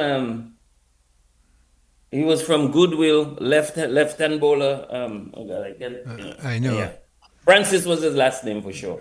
He Yeah, was. we used to call him Bull, Red Bull. Red Bull. That's what I'm saying. Yeah, Francis. yeah, Red Francis. Bull. exactly. Francis. Yeah, that's Oh, himself. yeah. Bull was played cricket too at that level. Scobie was a little before me, I think. I don't think we played youth team together. But it was fun. It was really nice. And then, in the last year, I was the captain of the Windward Islands youth So hold team. on. So how many years? How many seasons I should say you played for Dominica under 19? Well, my first game was when I was 15. So I remember playing in St. Lucia. That was my first game. I was played in St. Lucia. I was a wicketkeeper batsman. And then I played until I was 19, so 4 years, 5 years. Wow. And then, that last year, then I played for the West Indies youth team. So then your second season you would have played with you would have played for Dominican again, with some new players, and Yeah. you would have captained that Well, side. well, a lot of the guys that we were about the same age, right? So we continued on together for a while. Lenny, Andre, we continue on together. And then TK was just, I think, 1 year ahead of me, so he kind of dropped out before me. Moving Dorado, I think we were about the same age, and we played a lot together. Vernon Aline, I think he was just a little ahead of me. Um, Vernon could spin that ball. He and Moving. Moving was a smart bowler. TK too. I used to like keeping to them because, to be honest with you, at that time we did really well in the Windward Island tournaments. We did really well. I think that's the reason I think I got selected because we did so well. Then onto the West Indies team in the last year, in your last year. Yeah. Um, Well, there's a story to that, and I think yes. that story is exceptionally important because I discovered something, that I still use to today. So I remember I think it was 1978 I made that team. So in 77, my life took a turn. I wasn't playing so much cricket. I was a little despondent or whatever. And then I went to uh, Joshua Clarendon. I'm not sure if you know who he is. We call him Jashi from Newtown. Yes. Joshua Clarendon. Um, Yeah. he had a book called um, it was it was a book that was, what's the name of the book now? I remember the book right now, but it spoke about how you can picture something and make it a reality, right? So I remember when I got that book that night. It was the name will come to me. I read that book all night. It was a Friday night. I read that book. I got the book on Friday. Saturday morning, I remember reading that book, and I said I'm gonna try it. I'm sorry, Tuti. So Sorry, Tuti. I think my technician told me that it might be your device that may have that problem.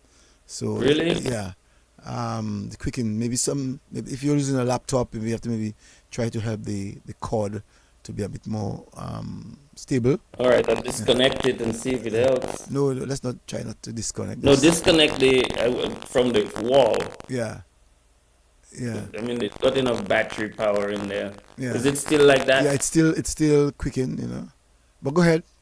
So Should just I just yeah. go out and come back in? No, that's good. You can give us the story. Let's continue. Give us the story. It's okay. Oh yeah, so It's so I better. I I, I pictured myself. Okay, I got this image of myself playing for the West Indies youth team.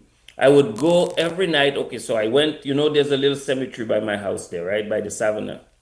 Yeah. I would go. Okay, so the cemetery part of it is not relevant. It's only because it was a quiet place, right? So I would lay down there, I would sit down on the side of the cemetery there, and I would picture myself, on the team, on the bus, certain players I knew were going to make that team. I was in there with them. And then it was like, dude, it became so real in my mind.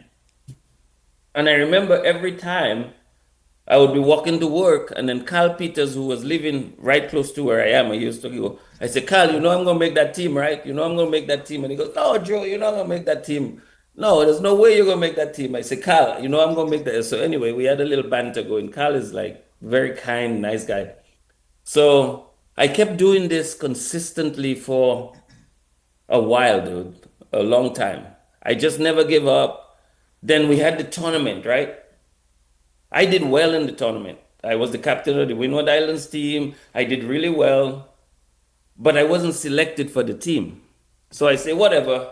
Football starting in a week. I don't care. I put my cricket gear away and I got my boots and in new life I've moved on. So anyway, 1 week into the tour, West Indies was in England. I got a call from Havis saying, you gotta go to England to be part of that team because one of the guys His name was Macintosh. He was from Jamaica. He had an injury. He went to catch a ball and it went through his glove, hit him in his eye, and then he couldn't do the tour. So I guess I was next in line.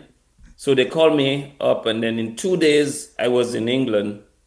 And it's funny, dude, I'm telling you, the train that I had to take from the airport or wherever the transportation, everything looked so familiar. It's like I was already there, you know, because it's the imagination, and and then when I got there, the guy said to me, dude, you should have been on that team from before, but I guess whatever, you're from Dominica, so the bigger islands get priority. Whatever. I mean, he was just trying to be nice to me, but the story is significant because it just shows. And then I just read that book. If I hadn't read that book, I wouldn't even know that that's a possibility. So I have used that in my life consistently to visualize the things that I want, but believe in it strongly, and you have to put in the work. Don't get me wrong, because we were practicing all the time. I mean, there was work too, but then that vision of where you want to be. I mean, that's a lesson learned not from the book, but from my own life Who would you have experience. who would you have remembered that played on Windward Island side that you played with in those days? There was a guy from okay, Eugene? so Eugene from St. so Lucia? TK was there too. No, TK was TK was done by them. Mervin was there. Um, there's a guy called Crony from Grenada. Crony was a batsman. He was an opening batsman. He was there. Winston Davis. You remember Winston Davis? Yeah. Yes, I'm sure I think Oh no, my not sure. I God, can't he remember his was name. quick, Yeah, dude. yeah. This dude, From St. people Vincent. couldn't play him. Hmm? He's from St. Vincent. Yeah, from St. Vincent. Yeah. Yeah. Then Monty. There was a guy called Monty from St. Vincent too. I remember him. He was a leg spinner. Was Um, Murphy there at that time? Open batsman? what's his name? Murphy. No, I don't remember him. Okay. Who else was there from DA? Um, No, Roy would have been younger. yeah, a Yeah. little younger. Yeah. But yeah, it was a good team. I mean, we did fairly well in the tournament.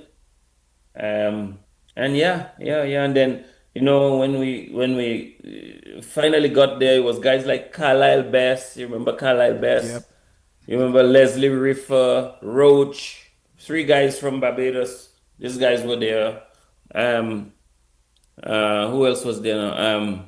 There was another guy couple guys from Jamaica. That game, Nita, Nita was his last name.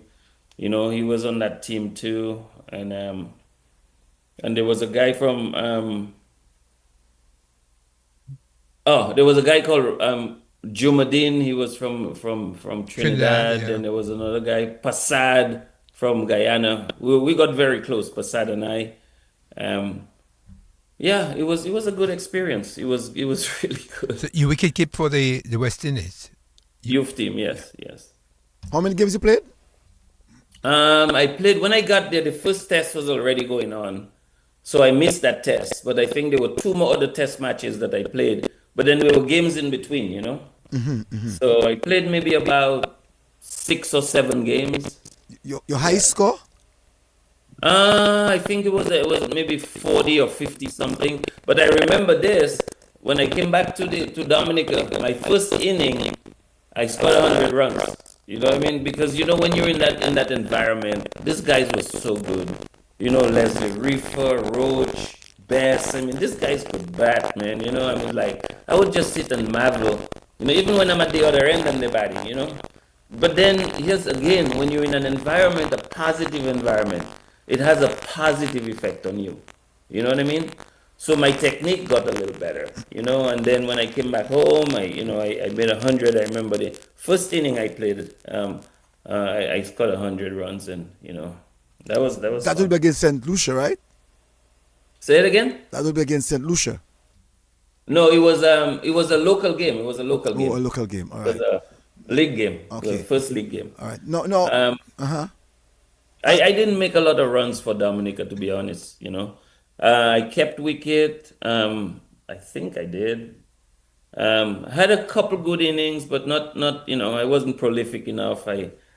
Yeah, No, Tutti in England. How many wickets you would have taken behind the stumps? dude, I kept well. I kept really well. Um, and Winston was the bowler too. Very Winston quick. Davis, dude, I loved keeping to him because his ball would bounce and it would come at a good height, right? I'm a little tall, so it would come at a good height, and then when these guys edge the ball, I mean, they're all trying to get out of the way, right? You know what I mean? So it would, yeah, I took a lot of catches, stumpings too. It was good. I did a lot of stumpings, and yeah, it was fun. It was just, yeah. At the time you wicket keep for West Indies under 19, who was West Indies keeper?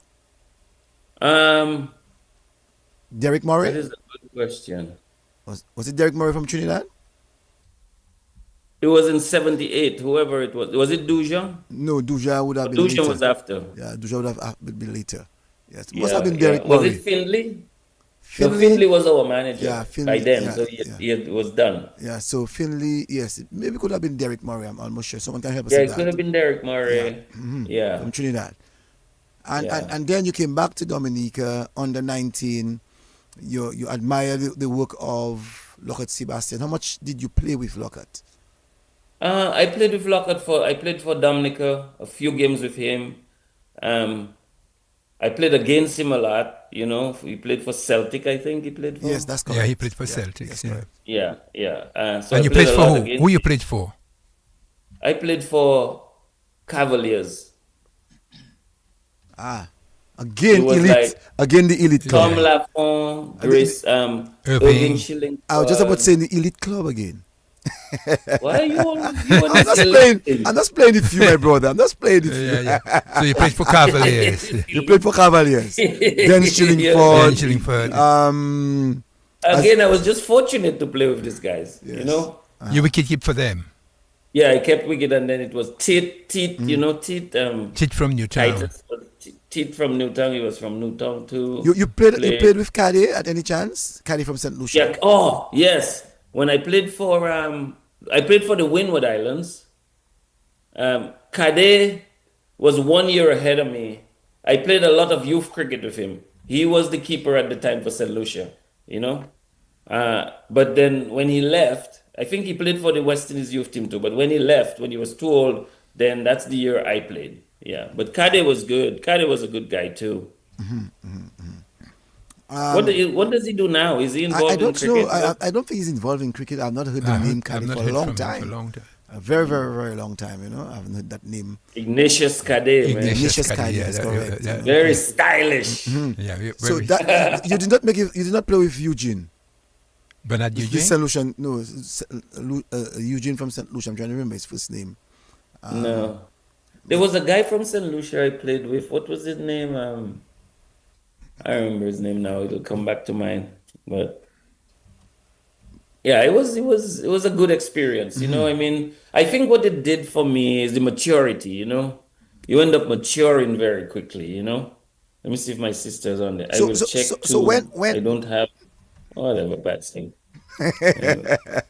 but still be good for you, my brother. No, Yeah, I no, know. no, I no, know. no, no. So you said that the Lakou did not teach you any cricket. You happen to have, we can almost say self-taught at St. Mary's Academy.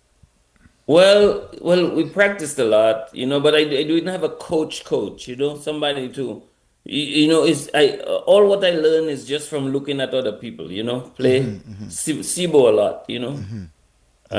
Because we used to go up to UE and, you could just get a sense of, how he just it helps you just to be in that environment because you could see the way, he gets in line with the ball, the way he's technically he was one of the best players that I've seen, to be honest. Even compared to all this other players I've seen, he's just technically just solid. So you think that he was treated unfairly in But I not terms of from think the the maybe West in the Indies time from the West Indies? in the when he was the time Sibo was there was a lot of other good players, but I mean compared to the guys who play now, oh my God, it's midday and midnight. Compared to Sibo's technique, and you look at somebody like I mean, the only person that is technique, is Hope. Has a good technique. Hope, is consistent. He gets in line. He really hits the ball. One 20 over cricket kind of will ruin his technique at some point, but but technically, I mean, as a technician, there's very few people that look better than, I really used to just love to see him play. So, as you said, you love to see hope present day. In your time, Yes. let's remove Lockett Sebastian. Who did you admire as a cricketer? Growing up, I mean, Irvin, I played with Irvin a lot. I mean, How good was he? yeah, I played with Irvin, I played with Grayson a little bit. Um, but growing up, well, I don't remember. I mean, we would listen to the radio, right? Because we didn't get to see this international players like we do now, right? Um, but That's a good question. I mean, Fredericks was a big one. Roy Fredericks. Kali Sharan. Of course, I mean, you'd be listening to them, right? Kali Sharan. I mean, he was a lefty too, but you never saw it. You just heard it, on the radio. So it was now you can actually look at the players. You would see them on YouTube. You can imitate the technique. I think the kids have a much better opportunity to do better because you can actually learn by seeing them in real time. Yeah. A lot of times we didn't have that opportunity. We heard it, and there was some video. I remember sometimes when, a couple of times we played for DA, they played us some videos of Viv and batting, and then it just, you go when you watch that video, you go out and practice out there. You feel different. It's yeah, I think it's important to model the better players, model their behavior. I think that's important. Okay, so some people are trying to wonder. His name is Joseph Tutti Gis. Yeah. Mhm. I mean, that was a Yes. popular name in Newton. No, no, Is it no, Newton? Yes. no, Yeah. no, Tutti. Your backyard is the Newton Savannah. How Yes, much? correct. How much of that backyard that you used to build the skills that you had in football? Well, dude, I was on that savannah every day. Rain, sun, everything, you know what I mean?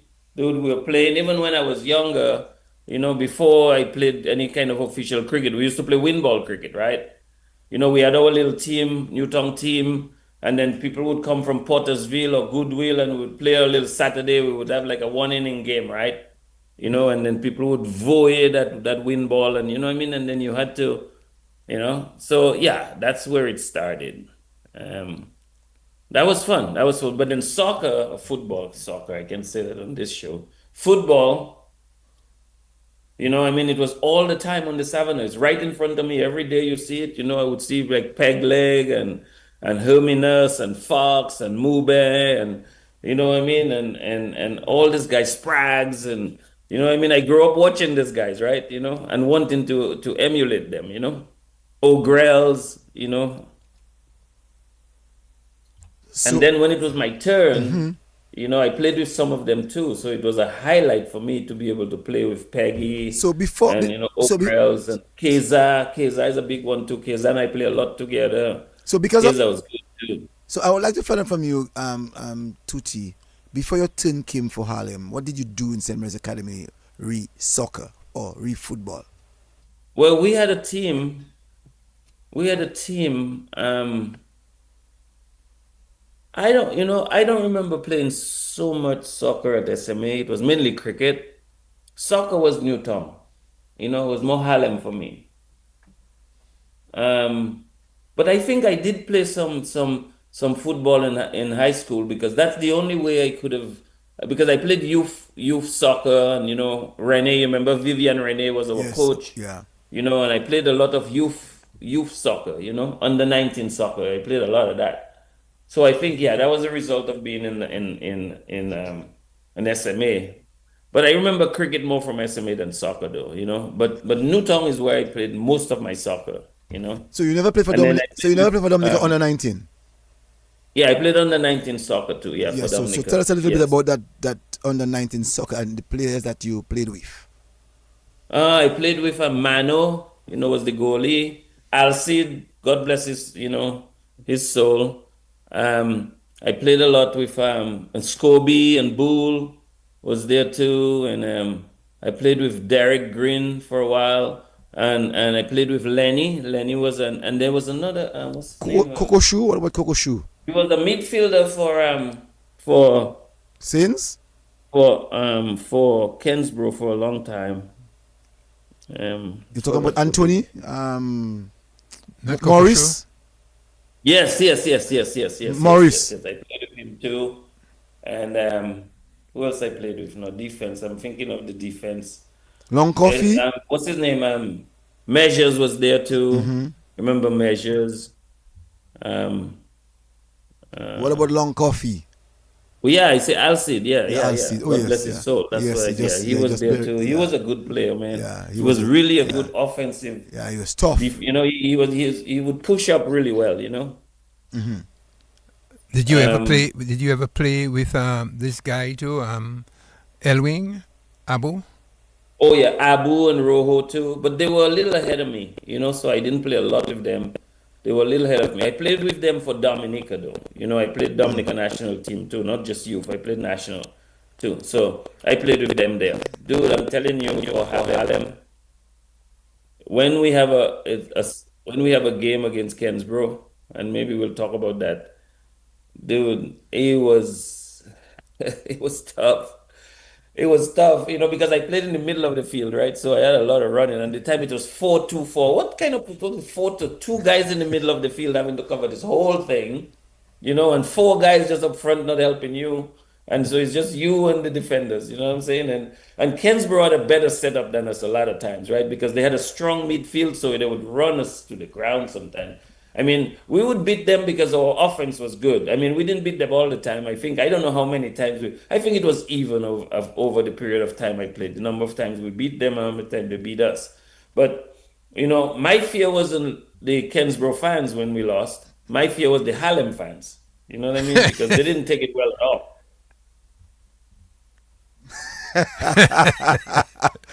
Going And you pause there.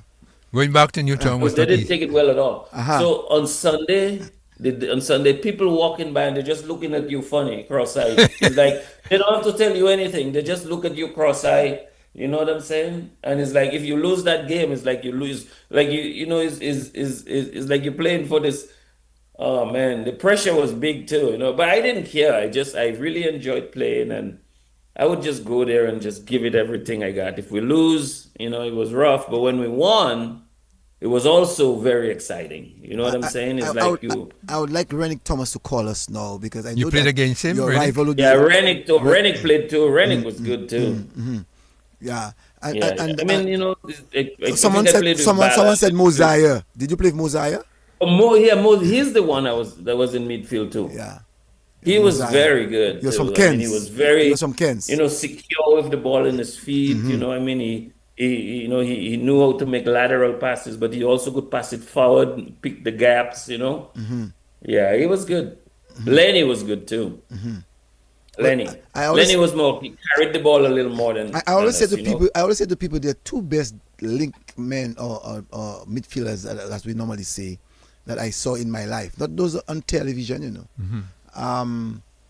Lenny Andre and this guy from Point Michel, Which one? Glenn Etienne, Which- president of the Football Association. Glenn Etienne. Oh, okay. Yeah, this is- okay. this- Lenny was good. Lenny carried the ball a lot. He carried it. I think with me, I was more of a defensive midfielder. You know what I mean? I made a lot of tackles. I would hustle people to get rid of the ball quickly. I would make a forward pass. I mean, I made forward passes, but they were longer passes. And but it was. I really enjoyed it though. What I was- really enjoyed it, and I that was the only place I could take out my aggression because I was kind of shy dude. Not anymore. But No. What was the kind of preparation that you all would have Made had in Newtown. knowing that you're going to play a team that always wanted to beat you all. Kensbro, what did you What do? was the kind of No, no, preparation? no, no, no, no, no, no. I think you gotta rephrase that. We know don't say they know they're gonna beat us. No, What no, do you mean they know they're I gonna? said they always wanted to beat you. Yeah, Yeah. yeah, they always did. They always did. But we same preparation. I mean, there was more anxiety when we played Kensborough and against Kensborough. I'm sure it was the same for them too. You know what I mean? Because we were both evenly matched for a very long period of time. Your In coach, all your honesty, coach at that time was who? we're both evenly matched. Who was your So coach? Harlem yeah. coach. But Rojo, I think Rojo and Shap and Abu. Shappy were probably the two, and Coco Shoe. Coco Shoe, people. I think if Coco Shoe was born in England or South America, I think he probably would have been, he would have probably been playing in Europe somewhere, or because he was that good. He was that good with the ball in his feet. And what? He had close control. Yes. He was quick, and then he was very deceptive. You can see, even I was watching. I'm an Arsenal fan, right? And they played today against Man City, right? And then there's this guy who plays on the right. His name is Manweke. He reminds me of Coco Shu a bit. He's very deceptive. You just never know what he's gonna do, and Coco, that can be troubling. Coco should bring you on the line. He'll bring you right on the line, and beat you on the line. Yes, That was the most amazing thing yes, I've ever seen. yes. He A would soccer force player you to commit, and yes, then he would just be gone. yeah, and Yeah, yeah. quick. So I didn't wait for that. I would just take him down. There's no time for all That's this. Harlem. That's Harlem. That's Harlem. You Yeah, take I him would just down. take him down. I mean, I'm not gonna sit there and get beat. Maybe one time, but the next time, a little body on him, and you remember that for the next time. And he would laugh you. No, I mean, he's gone past me a number of times, but I've taken him down a few times too. I can imagine Not that. blocked him, take him down. And then, That was but part of the you plan. played midfield, so your midfield defense. So your job more or Yeah, less when you get I was was a to feed defensive was to midfielder. So I feed. played in the middle of the park mainly, but right in front of the defense. So you're always the fifth defender. Well, yes, yes, yes. Especially, and then Keza and I played a lot together. So Keza, when we played against Kensbro, Keza would have the job of marking either Shappy or Rojo. That wasn't an easy job, but he did it really well. What was Yeah, he would difficult? What was difficult to mark Shappy? the one touch. He was quick, and then they had a lot of one touch play. So he wouldn't necessarily dribble past you. Rojo would dribble past you, but Chappie and him would play close together, and they would one touch past you. You know what I mean? So that was dangerous. And then coming down the middle of the field a lot, and yeah, there and Chappie had a good shot. So did Rojo too. What Yeah. do you So I remember? mean, it was just What do you remember? What do you really remember most of enjoyed Ro? it too. What would you remember most of Ro? The dribbling. And He what? could dribble the ball, man, and he was very deliberate about how he would do it, and he had close control, which was excellent. You know what I'm saying? And then he would make gaps. He would make an opportunity for him to take a shot a lot. You know what I mean? He's like, he didn't run very much. He didn't run a lot.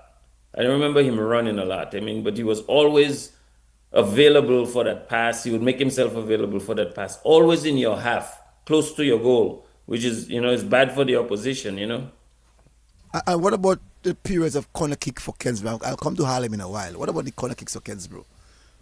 Those were good too. Those were always dangerous. And then Fitz too. Fitz would come up, and Yes, Fitz was defender. good too, man. Yeah, Fitz was commanding. heads. We just call him heads. Who was your goalkeeper? Yeah. Who was your goalkeeper at the time? Well, I had a few. Claire Villeron, you remember him? Sly. Yes. Sly, Sly. Sly. Yeah. And then there was Courtney, Challenger. Uh, uh, Yeah, these are the two. Who else was there now? Then there was that guy who played for oh, what was his for name? Alfred. Alfred. Yes, Alfred. Yes, Alfred. exactly. Yeah. He was good too. Yes, Solomon. He We was used to call him really good. Yeah, Solomon. Solomon. Yeah, he Alfred was Solomon. good. Yeah, he Yes. played for us Yeah. for a After while. he left Water Clonks, he went to Harlem. Harlem, yeah. Yes. He played And for us for a while. He was good, and after he had a Young presence, you know. after Young shot Charlie left Spartans, he went to Harlem. Yeah. Did Yeah, yeah. who was your forward man? Who kicked for you? It was we had a number of them. You remember Mike? Yes. It Mike was George. Mike. Yeah, Mike's George. Mike's was good, man. How Selfish with the ball, Mike. Yes, I said it. Selfish with the ball a little, but he was quick. He was quick. I think we never use Mike as we should enough, right? Because he had to. We weren't accurate enough in passing that ball forward for him because he would make runs behind and we weren't able to hit him right. But when we did get him, I mean, he could kick that ball, dude. and You dribble know, and dribble, and yeah, dribble. maybe a little Good too control. much, Good but control of the ball. yeah, but he Yeah. but he, he didn't have much help, so he had to try to do it on his own. And then Fox, I played with Fox, but Spraggs was good. Spraggs was very tricky. No, we heard quite a lot about Fox in those days. Give us give us some more meat in the discussion Yeah, about the great Fox. The, Fox was good, man. Fox was good. He was very deceptive, and quick. And then he would get behind the defense, which is what you want from a forward person, right? He would get behind the defense, and he had the knack for the spectacular. You know what I'm saying? yes. He had the knack. Well, even a spectacular goal, he probably would miss the easy one, but then he would take this spectacular goal. And Shambi too. You remember Shambi, right? You played with him as Yes, well. Chombi. Dominus, yeah, Man. yeah, yeah. How Dominus was just strong. He was strong. He was a good Kick of the forward. ball. He had a Kick good of the shot. ball. Yeah. He had a Jimenez good shot, and he was just strong. I mean, was one of the I first guy I would have seen Tutti kicking from the half line to the goal. yeah, he was I just mean, strong, and, man, and he could kick that ball so hard. and he And must never allow this. I remember, growing up watching him. He must I played. I was fortunate enough to play a little bit with him towards the end of his he career. must never let this guy Uh, kick in the 18, man. If this guy kick in the 18, you as the goalkeeper, he comes straight on you.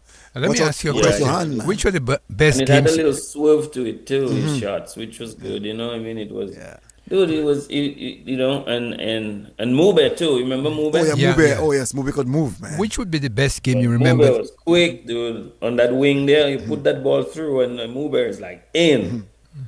Let me ask So you. I think we had a lot of offensive play. Harlem had a lot of offensive players, but we weren't very strong in the middle of the park, right? Kensbro was a lot stronger in the middle of the park than we were. But once the ball gets to our front line, then we were dangerous there.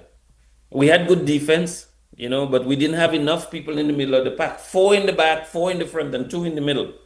Two in the middle, that's never enough people. I remember I used to think of why is only me and Keza there? You know what I mean? It's like what kind of formation? But that's all we played, 4-2-4, 4-2-4. I mean, it's never we played a couple times 4-3-3. Now that is more manageable. You know what I mean? You have three people in the midfield, then one can play a little defense, like a pivot, and two people up front in front of them a little bit. That make more sense. But having two people, I mean, there's no amount of running you can do to cover all that ground. Kens, we used to have it, man. 3-3-4. 3-3-4. Yeah. For defense, free. Yeah, free. 4-3-3. Yeah, yeah. Yeah. That's how Kensbro played. So they Yeah. had more people in the midfield than us all Yeah. the time. And even more people I- helping up front and at the back. So Yeah, so yeah. they would have, yes, you have five, but you would have also five forward men.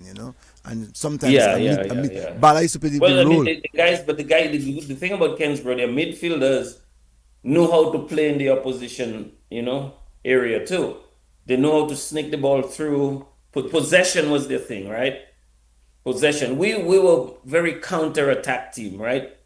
Well, as soon as you lose the ball, Fox on the move, Spraggs on the move, Mube on the move, and bam, the ball is down there. So we would hit them a lot on the counter-attack.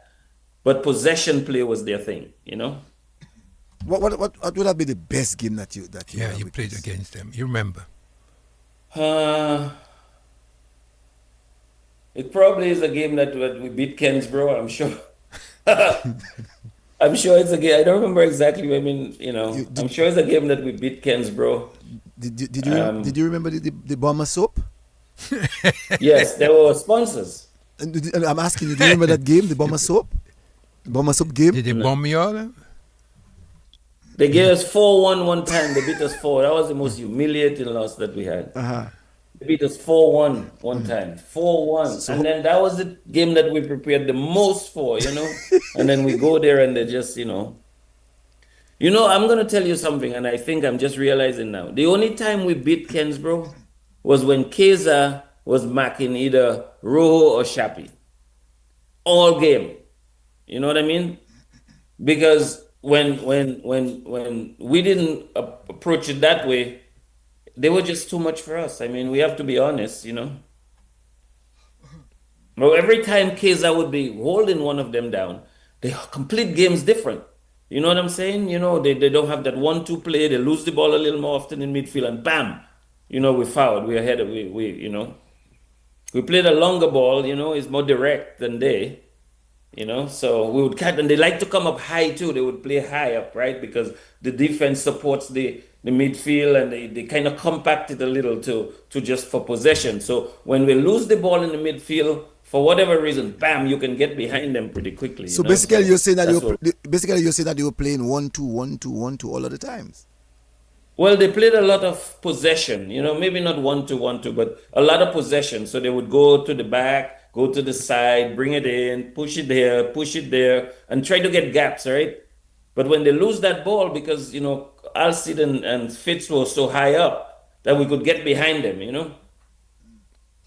All right. We would hit it down behind them, and maybe Mube, Fox, Mike, or somebody making a run. And losing a Harlem game, I mean, let's put it that way. If you lose against Kensbro, I mean, Difficult. it was a rival between Kensbro and well, I can say Harlem and Kensbro, or we can say Newton and Kennedy Avenue, basically. Yeah, I know. Dude, I remember when I worked at the audit department. When we lose and I have to walk through that King George V Street there? Oh, my dear, my dear, my dear, my dear, my dear. Dude, I would dread that, dude. Yeah. Because everybody give you mepui. Everybody give you mepui. But when you win, you don't see anybody, But then you lose, you walk there, everybody give you mepui. You get mepui from your Harlem fans before you leave up there. You walk down, you get mepui from your Kensbro fans. I mean, it's just mepui everywhere, man. And I can imagine, especially on Hillsborough Street and Kennedy Avenue, you have no escape, and your workplace is in the middle. You have to go there. Where am I going to go? I have to go to work. You know what I mean? The good thing about it, there was banter. You remember Charlie? Yes, Charlie he's still around. Charlie's still Still around. bantering.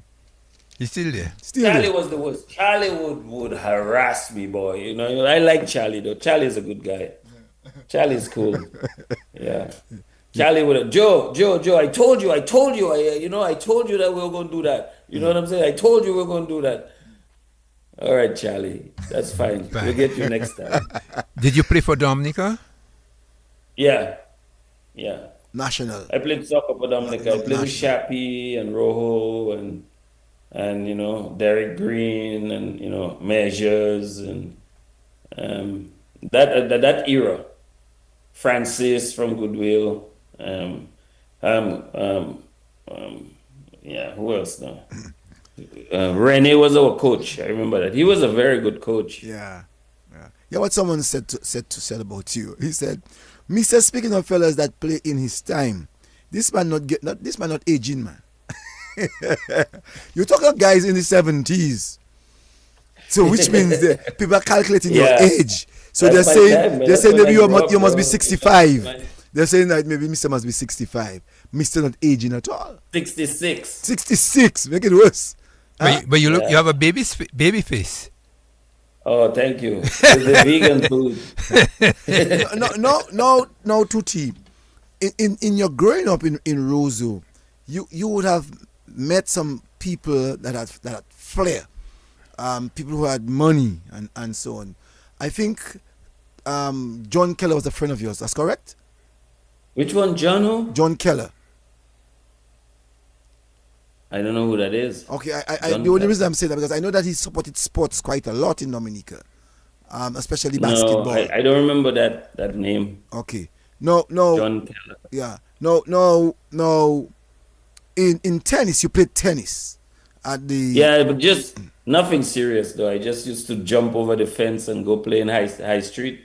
We used to just bogart the court and play a little bit, but never anything serious. I never played a tournament or anything like that. Just practice. So someone wants to speak to you, and guess who's going to be speaking to you in a while? Guess that person. Rennick. I know it's Good Rennick. good evening to you, Yeah. caller. Why you calling my I name have no so idea. quick? I know it's you. Uh-oh. I missed it. That's Rennick. Oh, My brother, Rennick, yeah.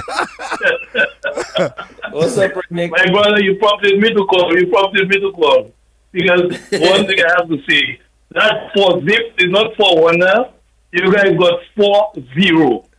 That's we the didn't time score. that you guys. Oh, we didn't You score that didn't game, score. man. Henry, you No, played that you guys game. got 4. Yes, I played that game. I thought we played scored that a game. goal, didn't we? No. You guys got 4-0. Then you guys came back. We beat you guys 4-3. Then you guys came back in a knockout competition and beat us 3-4. 4-3 again. Yeah. And it was just a banter, as you see. But the Yeah, fourth it beat was fun. It was nice. was when It you was guys good. went I mean, when you guys went to the tech wing. You guys didn't come and warm up in the winter part. You guys went and warm up in the technical wing. And you guys had all you your remember all problems that, solved. Henry. Oh yeah. Henry, you remember all You know that, what yeah. thing? The most remarkable thing I always tell people, I played a lot of soccer. But if I had to just fulfill my football career, it would be just playing with Harlem only. Harlem only. That just Those bring me games up. were nice. You know, Man. It was whoop up. competitive. I'm telling you, bro. I'm telling you. But there's a notable thing about Harlem and the fans. This guy, this is Daniel Tungat. He was a mechanic from River Street. You can remember before they built the stadium to that corner of the DGS, there was that wall Yeah. and that flamboyant tree. So that's where Tom West. Reddick, you remember all this stuff, man. Oh yeah, man. Oh yes, going way back. This guy had a trumpet. Yeah. And anytime any strike, whether it's meters away from the bar, you would hear woo, wee, woo. With all that wee and woo, the climax was the real thing because it was a conditioned situation where Reddick could run really fast. whenever Harlem won, the streets, they dominated the streets. Hartley, what's his name? Hartley? Oh, Hartley, Yeah, Hartley. yeah. Hartley, yes, Hartley. Yeah. Hartley he had a flagman, the bomber from Southman, and Hartley on the road, Carnival. but just Reddick, you remember, remember all that it was- stuff, man. Those were good days. oh yeah, man. It was the hallmark that when Harlem got defeated, anyone in Ludo would know. The garden. Yes. Before But the here's the final good whistle thing, blew, right? Because most of us played for the national team, so I mean, among the players themselves, it was a lot of respect and and admiration. It's the fans that couldn't stand the job. Yeah. I like There was that Rennick. I like where there was that old man, there was that ageable man, Dobbs was from Harlem. Yeah. Black Oh skin guy. yes, I remember him. Yeah, I remember Dobbs him. was Oh my God. anytime Harlem and Kensbor, because he was one-to-one neighbor, and I tell you that Saturday night we would never sleep. That guy would talk all night. Talk on the go. Damn is okay, sir. But anytime Harlem lost or lose rather, you can't hear those. It's like they give talk sleeping pills. They give him sleeping pills. He can't get up. But as I always say, if I had to play and end my football career again in life, it would be with Harlem. I enjoy playing against Saints because I like playing against Red Bull. You know, it was always challenging. Edward Francis. You know. But let me ask you before I quit. Who was your most feared defender? Who was the most feared defense? defender. Is that what the question is, Rennie? Who was your most feared defender? Who was the most feared defender? You know what? I was most worried about Coffee. Okay. Not because he was the most rough one, but he used to advance the ball a lot. You know what I'm saying? Yeah. And he would push through because he was another person in the midfield almost when you guys in possession, right? And it's only me and Keza, two people in there, whoever it is. And then he wouldn't make an additional person in the middle, just complicating everything for us. You know what I'm saying? So it's not because he was very technically good. You know, he wasn't rough and hard. I mean, he was strong, right? So, but he wasn't. But the fact that he would advance the ball in the midfield and you know what I mean, and cause overloads, that's what concerned me a lot. Well, Fitz didn't advance as much as he did, you know. If Harlem used to really score the Kensbor, the weakness with Coffee was heading. Coffee never had a ball. Yeah. And he was always in the center. And that's when sometimes Fox and Jackson and those guys. Oh yeah, Jackson. I forgot Jackson. Jackson was a really good striker for us too. He was good. He was very quick and tall and head and yeah, he was really good too. Sorry, Jackson. Well, you forget that. You forget Ronald Hill. And let me tell you something. Ronald Hill was supposed to be a Kensbor man. Ronald Hill born his phone. And migration. But Jackson was a little after me. I was coming to the end. You know, by the time he came to, I left. He was still playing, but a little to the end of when I was there, you know. Rennick, you were saying something. Rennick, you're about to say something about when the Harlem team knows that they're going to lose. What happened to Gardens? Gardens was in the corridor.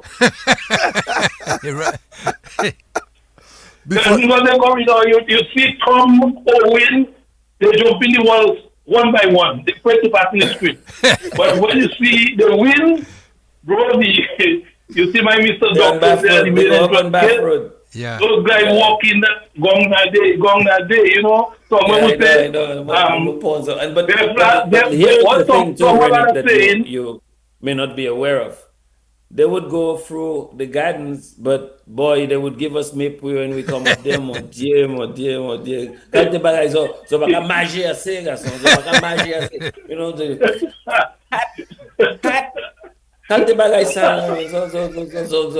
man, they would give us all kind of MIP, bro. No, seriously, you 2 days ago we just win a game, we were the best. Now we're the worst, you know. Yeah, because I can record my Jackson and I were very close.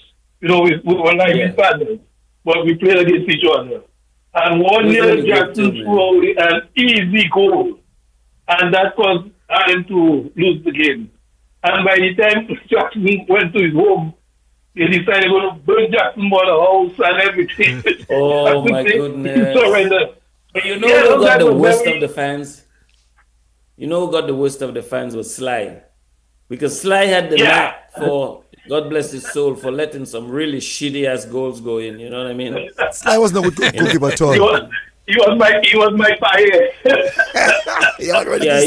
He would let some really. But then when he go back to his house, his stove is on the street. You know what I mean? It's like that wasn't right though. That wasn't right at all. But before Sly, the other guy Boniface Hepe. You play with Hepe? Oh, yes, Hepe. Yeah, he played up against Hepe. Was good though, you know. Hepe was good. I mean, but he was more kind of a dramatic goalie. You know what I mean? He would make the spectacular saves, but he was better than Frank. Yeah. I don't know if any of you all remember that day of Harlem Kensbor. Harlem Kensbor played and the stand got broken. You remember that, guys? Yeah. Well, the thing about it is, the story about it is, when I gave Derek Green one pick, everybody moved with my pick, you know, the stand, and that's what caused it. Rennick, you remember all that stuff, man. You remember the details too, man. It's amazing. I'm telling you, when I look at football too, the footballers they have today, I always criticize that. Critical, because I don't see at our stage we elevated the football to a level. And with Yeah. everything, the all exposure now, money, traveling, you have all the fundamentals exposed to you. And when I look at those guys, it's drama, drama, drama. That's all I see, Well, drama. it's a different time Nothing too. they I call in mean, football, drama. it's a different time. Yeah, now, We have to remember to, there's a lot of reasons why we were who we were. In at that period there was more social consciousness. You know what I'm saying? There was a little more, now is social media. We had social consciousness, they have social media. It's a different time, Thanks, man, Renick. but they have the tools. yeah. Thanks. Yeah. Man, keep it going, keep it going, Yeah. keep it going. But Yeah. I'll always go to my grave with that four tip. That's the greatest defeat in Whatever. mobile business talent. Yeah, I dropped that. I That dropped was that. the I worst. dropped that. That was the worst. That's why I hate Sundays is because of this. That game. That's why I hate Sundays. Oh my God! I mean? I like That's- Fridays. I love Fridays. I hate That's Sundays. many years ago, you know. But on a Sunday, you got beaten that badly. Yeah. That was.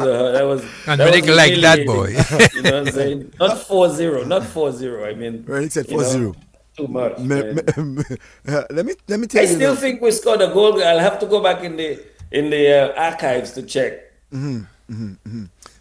Let's talk a little bit about what your yard was able to propel you to, because you have been saying for some time now that growing up, the way that you grew up helped you to be where you are today. What are you now doing in the United States? Oh yeah, so now I work with casinos. I'm a senior marketing strategist for the largest casino marketing firm in the US. Imagine this. So I think here's something I think that the parallel that I see between growing up and what I do now. I worked when I was the secretary of the team at Harlem, right? Secretary of Harlem Bombers. I worked for the community. Everything we did was for the community. We did a lot of literacy programs. We had some food drives. We raised money to do things in the community. Right now, the casinos that I work with are Native American casinos.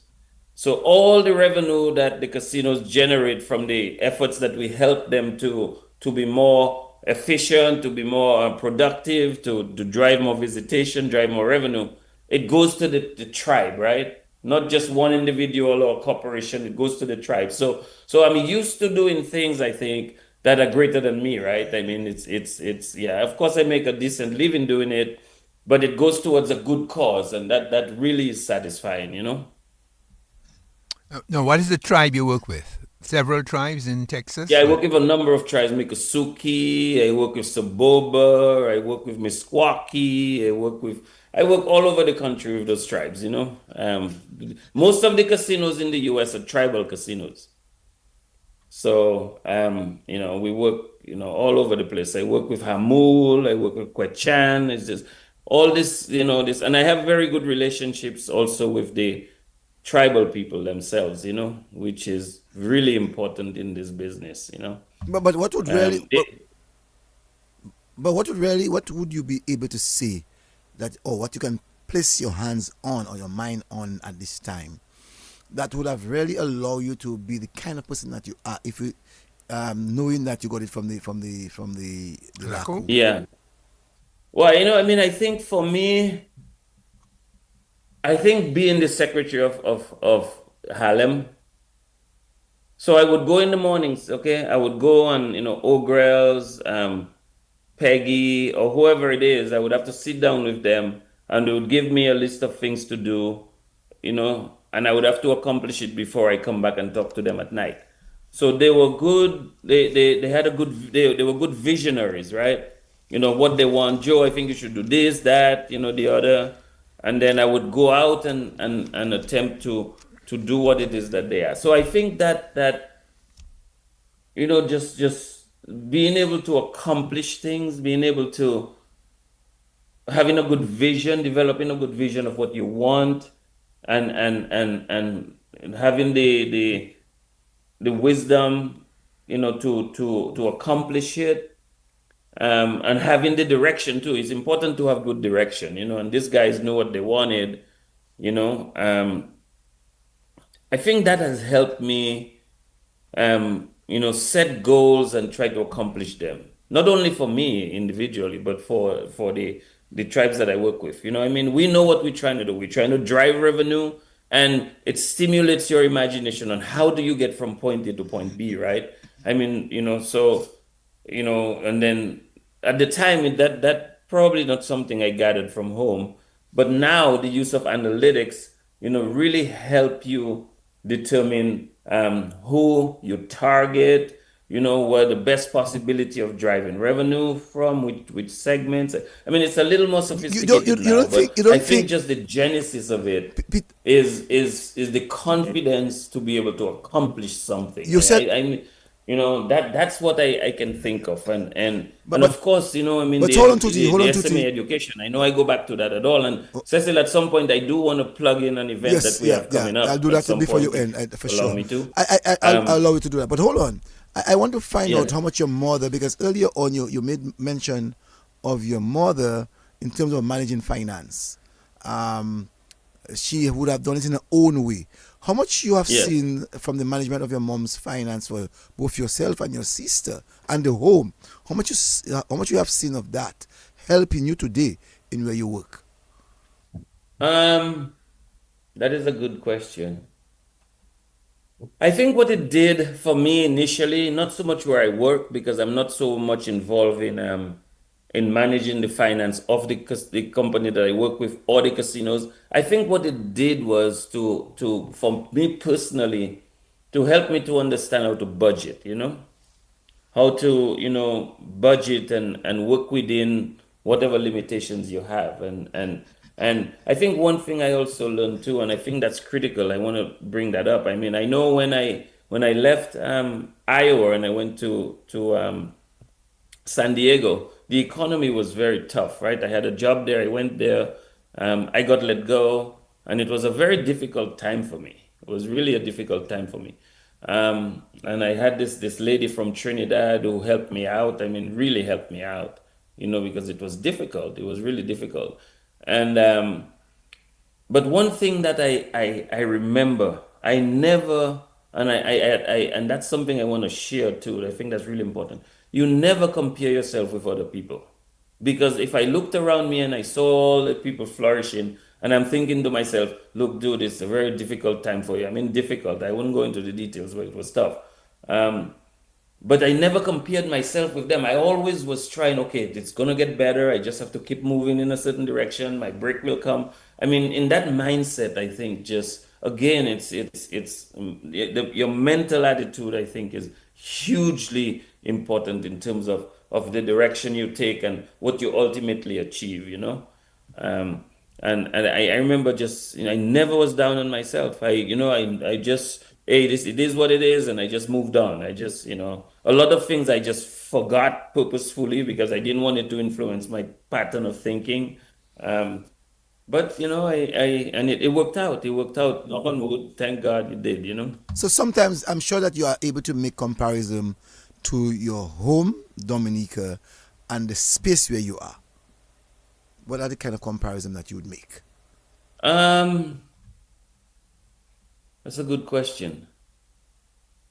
You mean my physical space where I live in Texas, or my home, or what? What? No, What not was not your was the home. I'm question? talking about your physical space. You Oh, know, where I live in Texas. yeah. Man, there's not much comparison, to be honest. You That's a you good. said you That's a said it would have, very, very good you said that question. it would have been difficult, and you don't want to describe what is difficult. You know that you live some difficult periods. Where would you prefer have that difficult life to live? I think when you're starting off, mainly, what I mean? It's not the physical space, is where what point you are in your life. Because keep in mind, I didn't have any family here necessarily, right? It's not like, you have family here, you just go and you stay with them for a minute until you get on your feet. I didn't have that luxury. I was on my own.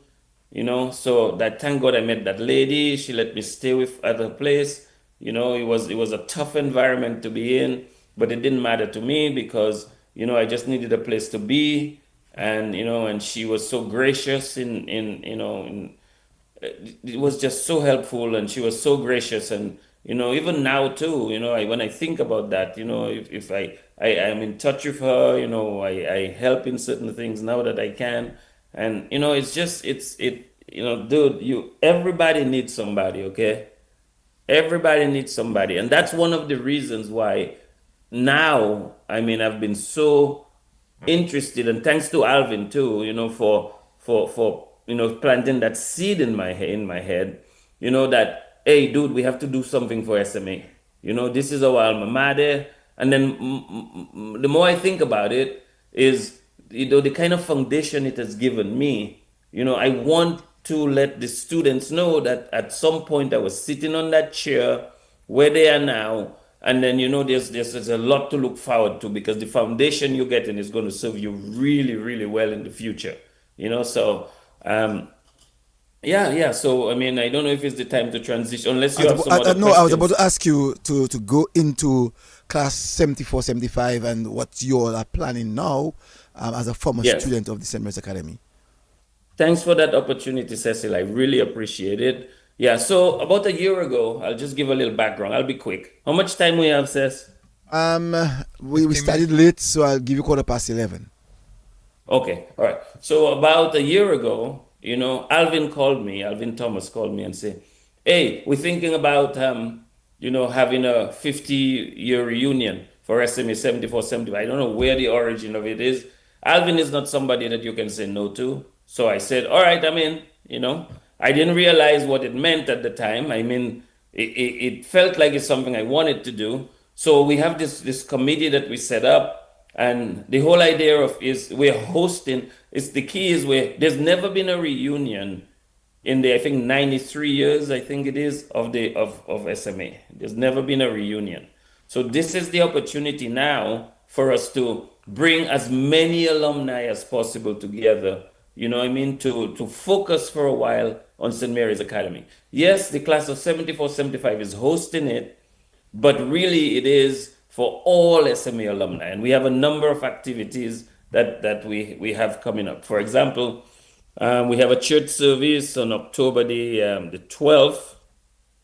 And on the 13th, we have a cocktail reception open to the public. It's going to be at the Public Service Union building, and it's a night of reflection where we come there and we just like we're doing now.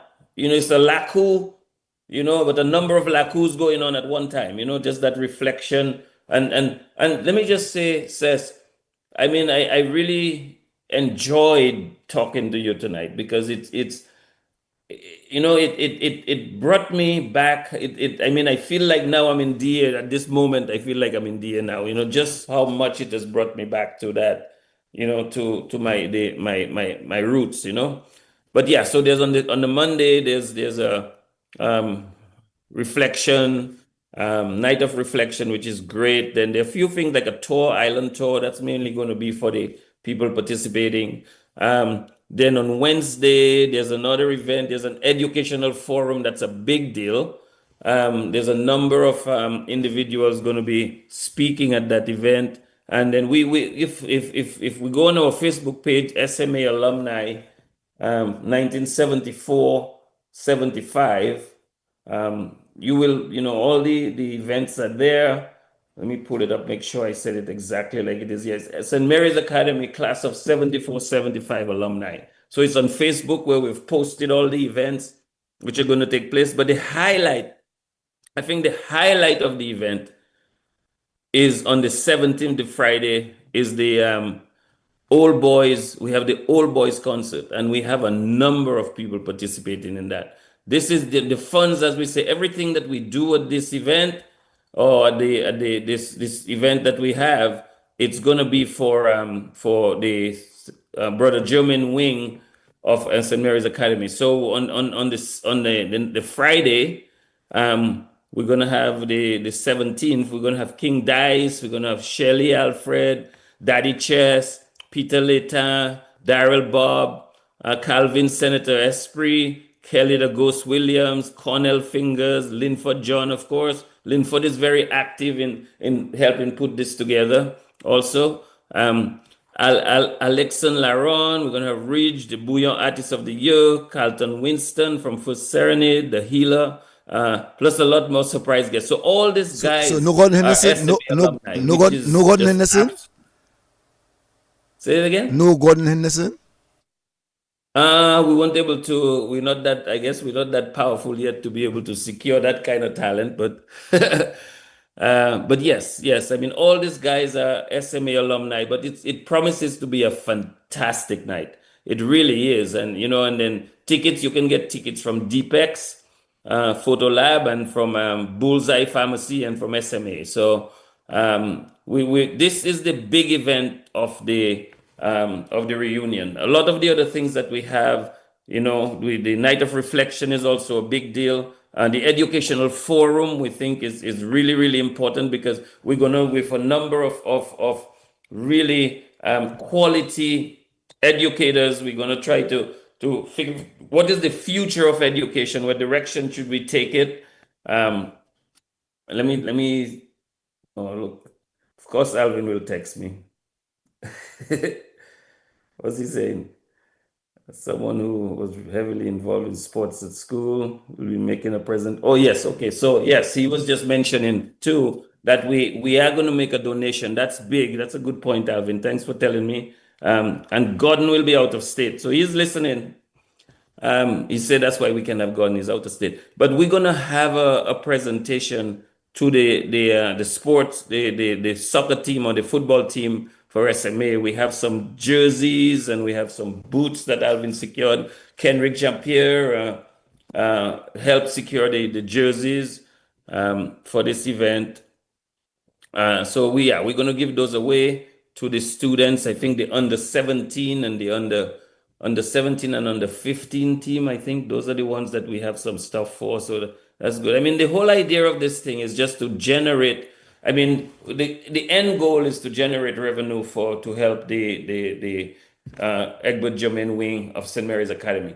But it's also a time for alumni to come together and figure out what kind of contribution do we make to the school that has shaped us, that has really shaped who we are today. What kind of contribution do we make to that? So to university. So we're excited about it. It's going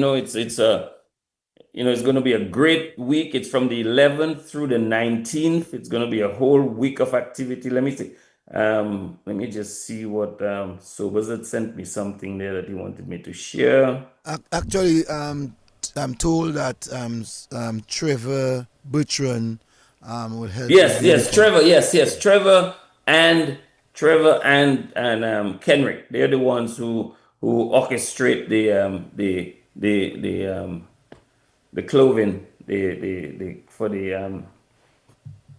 for the kids. Okay, let's see. We have so it's going to be at UE campus. The future of education in Dominica, or response to the changing regional and global realities. Trevor Bertrand contributed immensely to the uniforms. Okay, Alvin said, Alvin, why don't you just come on the show instead of just sending me stuff? Okay, so we have Michael Williams. Could you put your face higher up so we could see you? We could see you without seeing your face. Yeah. Oh, okay. Oh, sorry. So St. Bernard, Sebastian, those are the people who are going to be involved in the educational forum.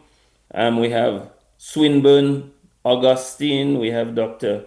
Roslyn Larocque, we have also Dr. Francis Saverin, Edward Tavernier, Mitchell Williams, and we have Michael Augustine, who he'll be the moderator. So, I mean, those are people who are, prominent in their fields, talking about the future of education. This is a big deal. You know what I mean? As I said, there's never been a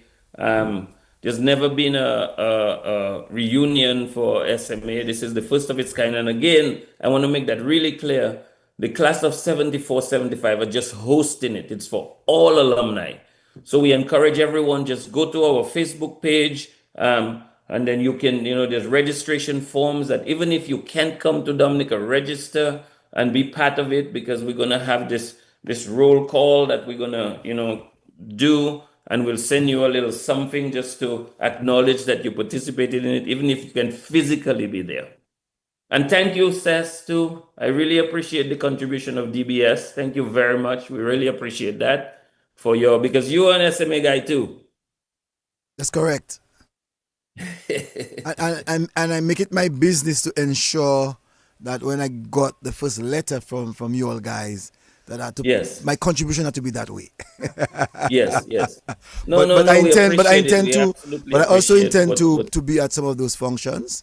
Yeah, and that's another thing. Maybe I'll and ask you. I don't know if I should ask on radio, but the educational forum, especially if I don't know what to carry if it that would live, be to news carry it would- live, to carry it live, Huh? to carry it live. Yes. I mean, yes. what date it is? You said It's on the 13th. Let me just confirm it. It's on the. Let me see. what date? Future What Dominican date? What date? What Education. day is it? Tuesday? What day is the Let me 14th? see. Hold on. Let me pull it up. Yeah. Monday cocktail reception, future of education. It's on Wednesday the 15th, right? Okay. Educational forum, the future. Yes, on the 15th, Wednesday evening. I think it's about 8 p.m. 8 a.m. actually. It says. No, that's different. 8 p.m. Yeah. So I think what No, what what 6:30 p.m. 6:30 6:30 p.m. p.m. on Wow. Wednesday. Our announcement starts at 6:30.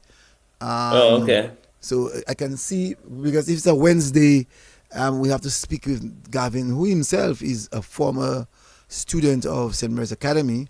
We would have to Yeah. speak with him and to see how we can get his sports of the field program. Oh, yeah. And to I What? think- How many? How long is this program? well, it starts from 7 to 9. 7 to Oh, 9. okay, But okay. but I'm saying Would he? would he? Would he be able to preempt it for this or on? I'm that's sure. not an option? I'm sure with the program director, involvement in it, we can sit and Yes, discuss yes, that yes. and to go forward, So definitely That would be big for us. I know Sober's probably listening to. He would absolutely love that if could be carried live, because that's important. That's really, really important. People just talking about. And education is evolving, right? I mean, it's like being able to be educated remotely now. I mean, that was always a challenge for us. And the opportunities with that, and how things like AI are going to affect the way, I mean, what is it? What how do we educate ourselves now with the existence of artificial intelligence? What I mean, do we need to be learning how to use it instead of memorizing all kind of stuff? Do we learn to use? I mean, so all these questions are so important, especially for Dominicans. I mean, we have this powerhouse of people who I think can help, and especially with the youth, they need to be listening to this program. It's really, really critical. So if there's any way, we would massively appreciate it.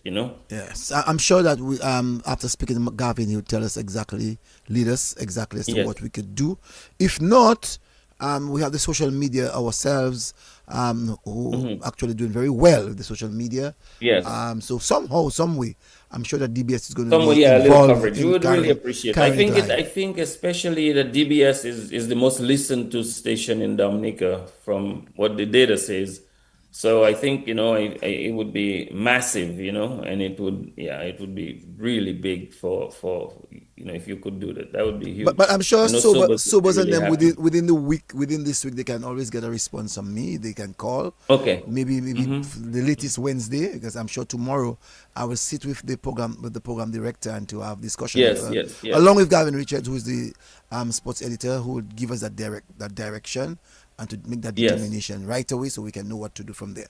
What to that's perfect. That's perfect. but And we- I mean, it's. I'm seeing us playing. yeah. I'm seeing us playing a role and a part in that process of Yeah. educating Thank you. And informing again, people. I mean, I know I keep thanking you, but it's important that we let you know we appreciate that, your involvement and your participation in it, and the radio station and, the support and, we really appreciate it. Kyrie FM, I have to, I mean, Vanessa from Kyrie has also been very supportive, and I know Q, I know they, it's just, is a competitive landscape, but I think it's okay for me to mention them too because they've been helpful, you know. No, even if we live in a competitive landscape, it's not about competition in disseminating the correct information.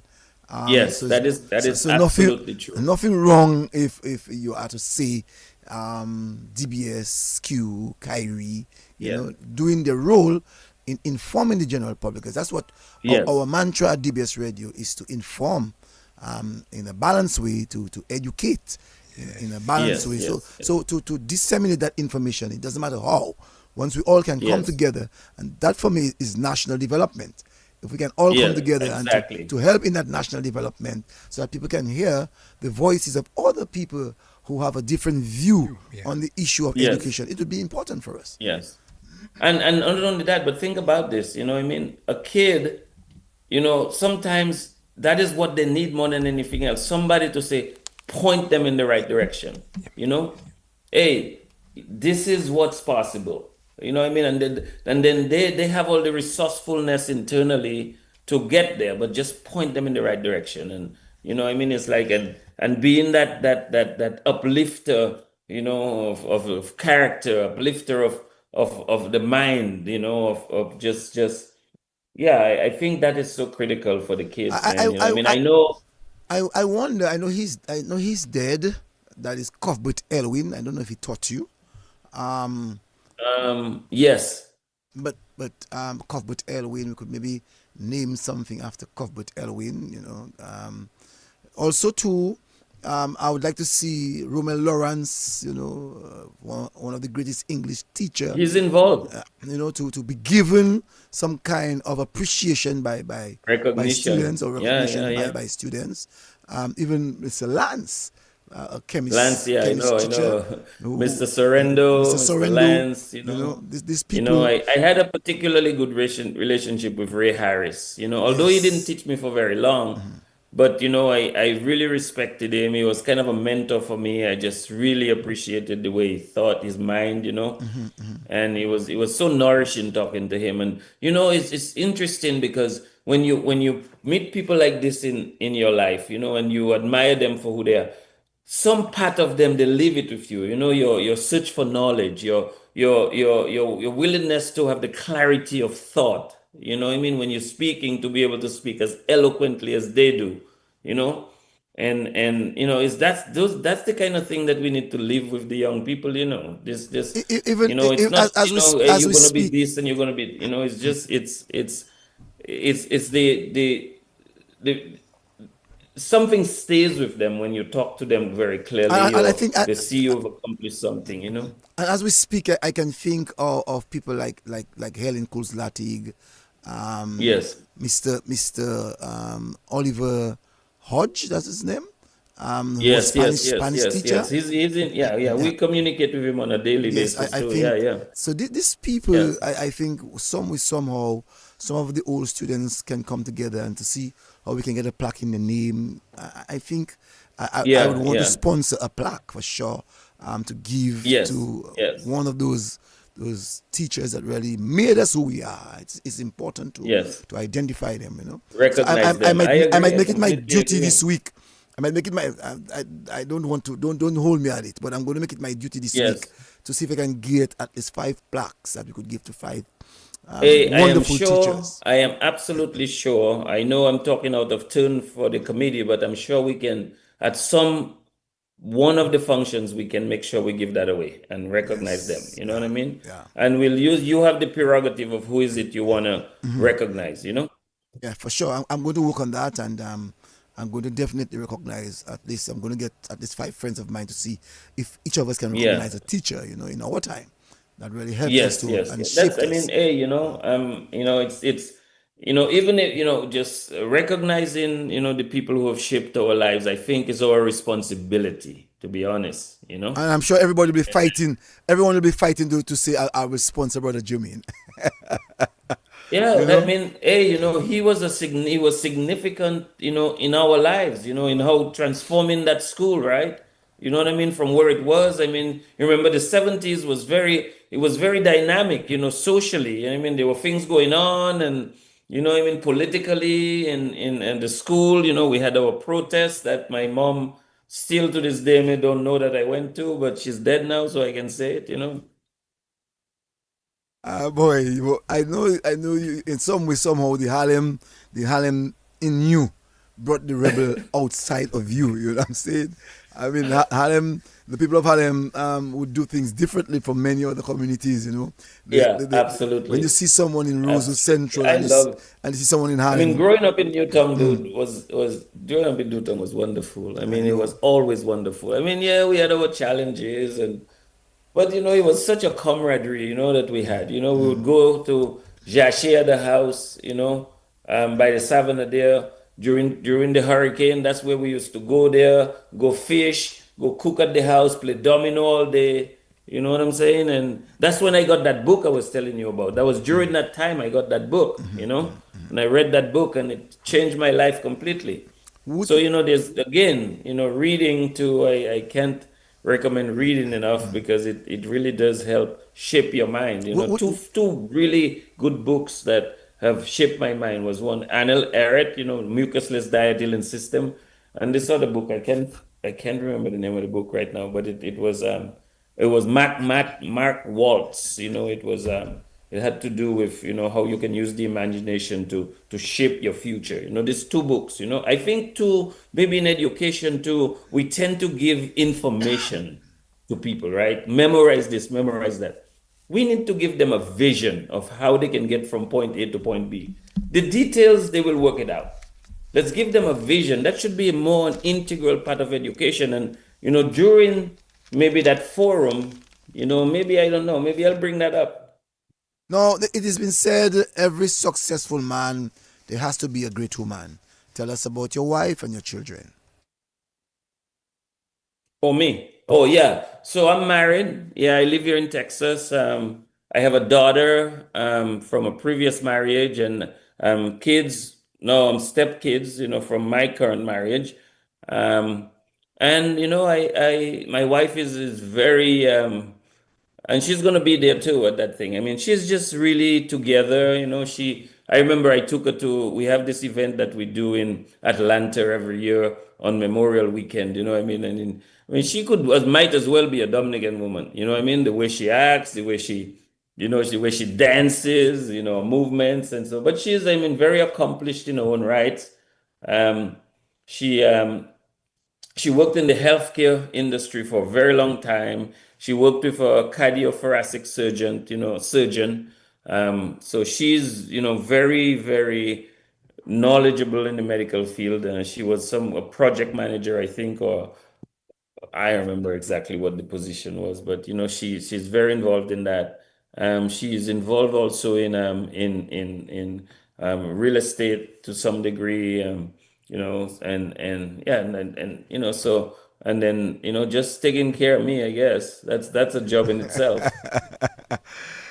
American, Caribbean, Oh yeah, African, no, she's from Cali. She's from California, Northern okay, California, Caucasian, black. dude. It has to be a sister. I'm asking. Dude, it has to be a I sister. like that. I I'm like that. I like that. Your, love my sisters, dude. Are you kidding me? your last word Yeah. on the program. What you thought of the program? What you got out of the program tonight? Well, as I was saying, I just it took me, transformed me. It took me back to a time, but I was living it like it's right now, dude. You know what I'm saying? I mean, all these things that you didn't know shape you, and I mean, all the description I give about Harlem, I never thought about that, and Kensbro and how Kensbro played compared to how I never thought about that until tonight. But it just makes sense. You know what I'm saying? I mean, it's just I think it took me back to my roots. That song, Back to Your Roots. I mean, I think that's important too. And I'm so happy I'm coming to DA too. For a little immersion in the life, in the culture. I mean, I might stay for Creole. I'm not sure yet, but may do that. But it's just I think it was very satisfying. When you retire, are you going to be home? Well, I'm gonna leave where's the best weather, dude. I definitely gonna spend more time in DA for sure. Well, I not during the hurricane season. Not during the hurricane season. How is it? I have a question. How is it that when I lived in DA, I never thought about hurricane season? I mean, we know we were in the hurricane season, but it was never an issue. We had one hurricane, really bad hurricane, Hurricane David, when I was there. Um, but now it just seems like it's just the ocean is so much more active. There's so much more threat of destruction. I mean, am I just dreaming or is that true? Let's put it that way. All right, you have seasons.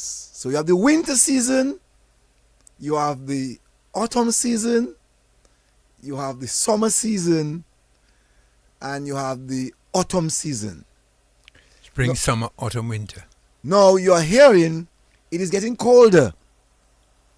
Yes? In DA? No. I'm talking about the United States general. and its 4 seasons. Yeah. So you're hearing in wintertime it's getting colder. It's even getting colder sooner. So you don't have a very long autumn, but you're into winter. Winter. You are Yeah. hearing that you have summer and you're having a hotter summer. Yeah. All right. So what do we talk about? Climate change. So Yeah. the climate is changing, the weather pattern is changing, the heat condition is actually helping and propelling the whole issue of hurricanes.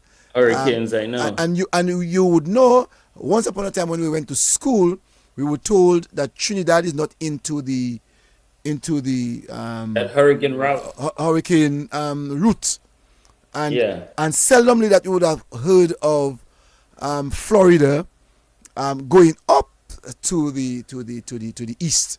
Dude, it's every year now. So now every year you're hearing hurricanes actually ending its stint on the In east Florida. coast in Florida. Dude, check this out. Check this out. In Florida now, hurricane insurance, I mean, the real estate market in Florida now is really challenged because, hurricane insurance is not as easy to get. It's very expensive, and it caused housing to be really expensive there. Florida is really nice. I love Florida. But, the weather patterns have affected people's desire to live there, and one is because of cost. So the hurricane is not about just us alone. It's when you look at the Climate whole change. pattern of climate Climate change. change. I've given you a very nice way of looking at it. So Yeah, if you scale yeah. a hurricane in Dominica, well, I can tell you the winter is going to be tougher in the United States and other parts. Yeah. So we have an equal Yeah. world. Yeah. But does it, so I was there one time, I remember some time ago, but dude, I was sweating in that sun. It felt so hot. I was pouring sweat all the time, just pouring sweat. It's like, I don't know. I mean, is it hotter now? I mean, do you think it's hotter now than Much it was hotter, much 20 hotter. years ago in the year? I think it's I much mean, hotter. temperature-wise, it doesn't feel that way because you see 84 degrees, 87 degrees, 79 at night. That hasn't Yeah, changed. man, yeah, it's still hot. I'm saying to you though too that when you talk about the whole climate change, let's look at our pattern in our lives. We cut the trees, we don't replant. We cut the trees, we build concrete. You know what I'm saying? Unlike before, we used to build wooden houses and we feel cool. There will be no need for a fan. Now every one of us, either we have fans Or air or we have condition. air conditions. In Dominica, when we grew Yeah. up as boys, air condition was a luxury Yeah. for anywhere. And fans were not even there. And even in offices, so you go to the bank, you get air condition. Yeah. You could count the places that you go to ministry, Yeah. and there was no air conditions in our growing up. Did you have air condition in your department when you were working at 16 years in I don't Dominica? ever remember that. You just open the window. Open the Yes. windows, man. The Ventilation. window was open the window. That was our air conditioner. No, you can't do that. It's But I have a You question. need AC. I have a question for Yes. for our guest as well, Mr. Tuti, and for you, Cecil, and maybe we'll discuss it sometime. And don't answer and respond because time is running out. I was looking at an editorial this week in the Chronicle. Here the editorial. Are we putting devices before learning? In other words, he just mentioned AI Are we putting the computer? Are we putting the tablet? Are we putting technology before learning? Are we? My simple answer to that is not necessarily. When we But grew, you have to defend when we grew up, Tutti, at the very early stage of our lives, there was nothing called calculator.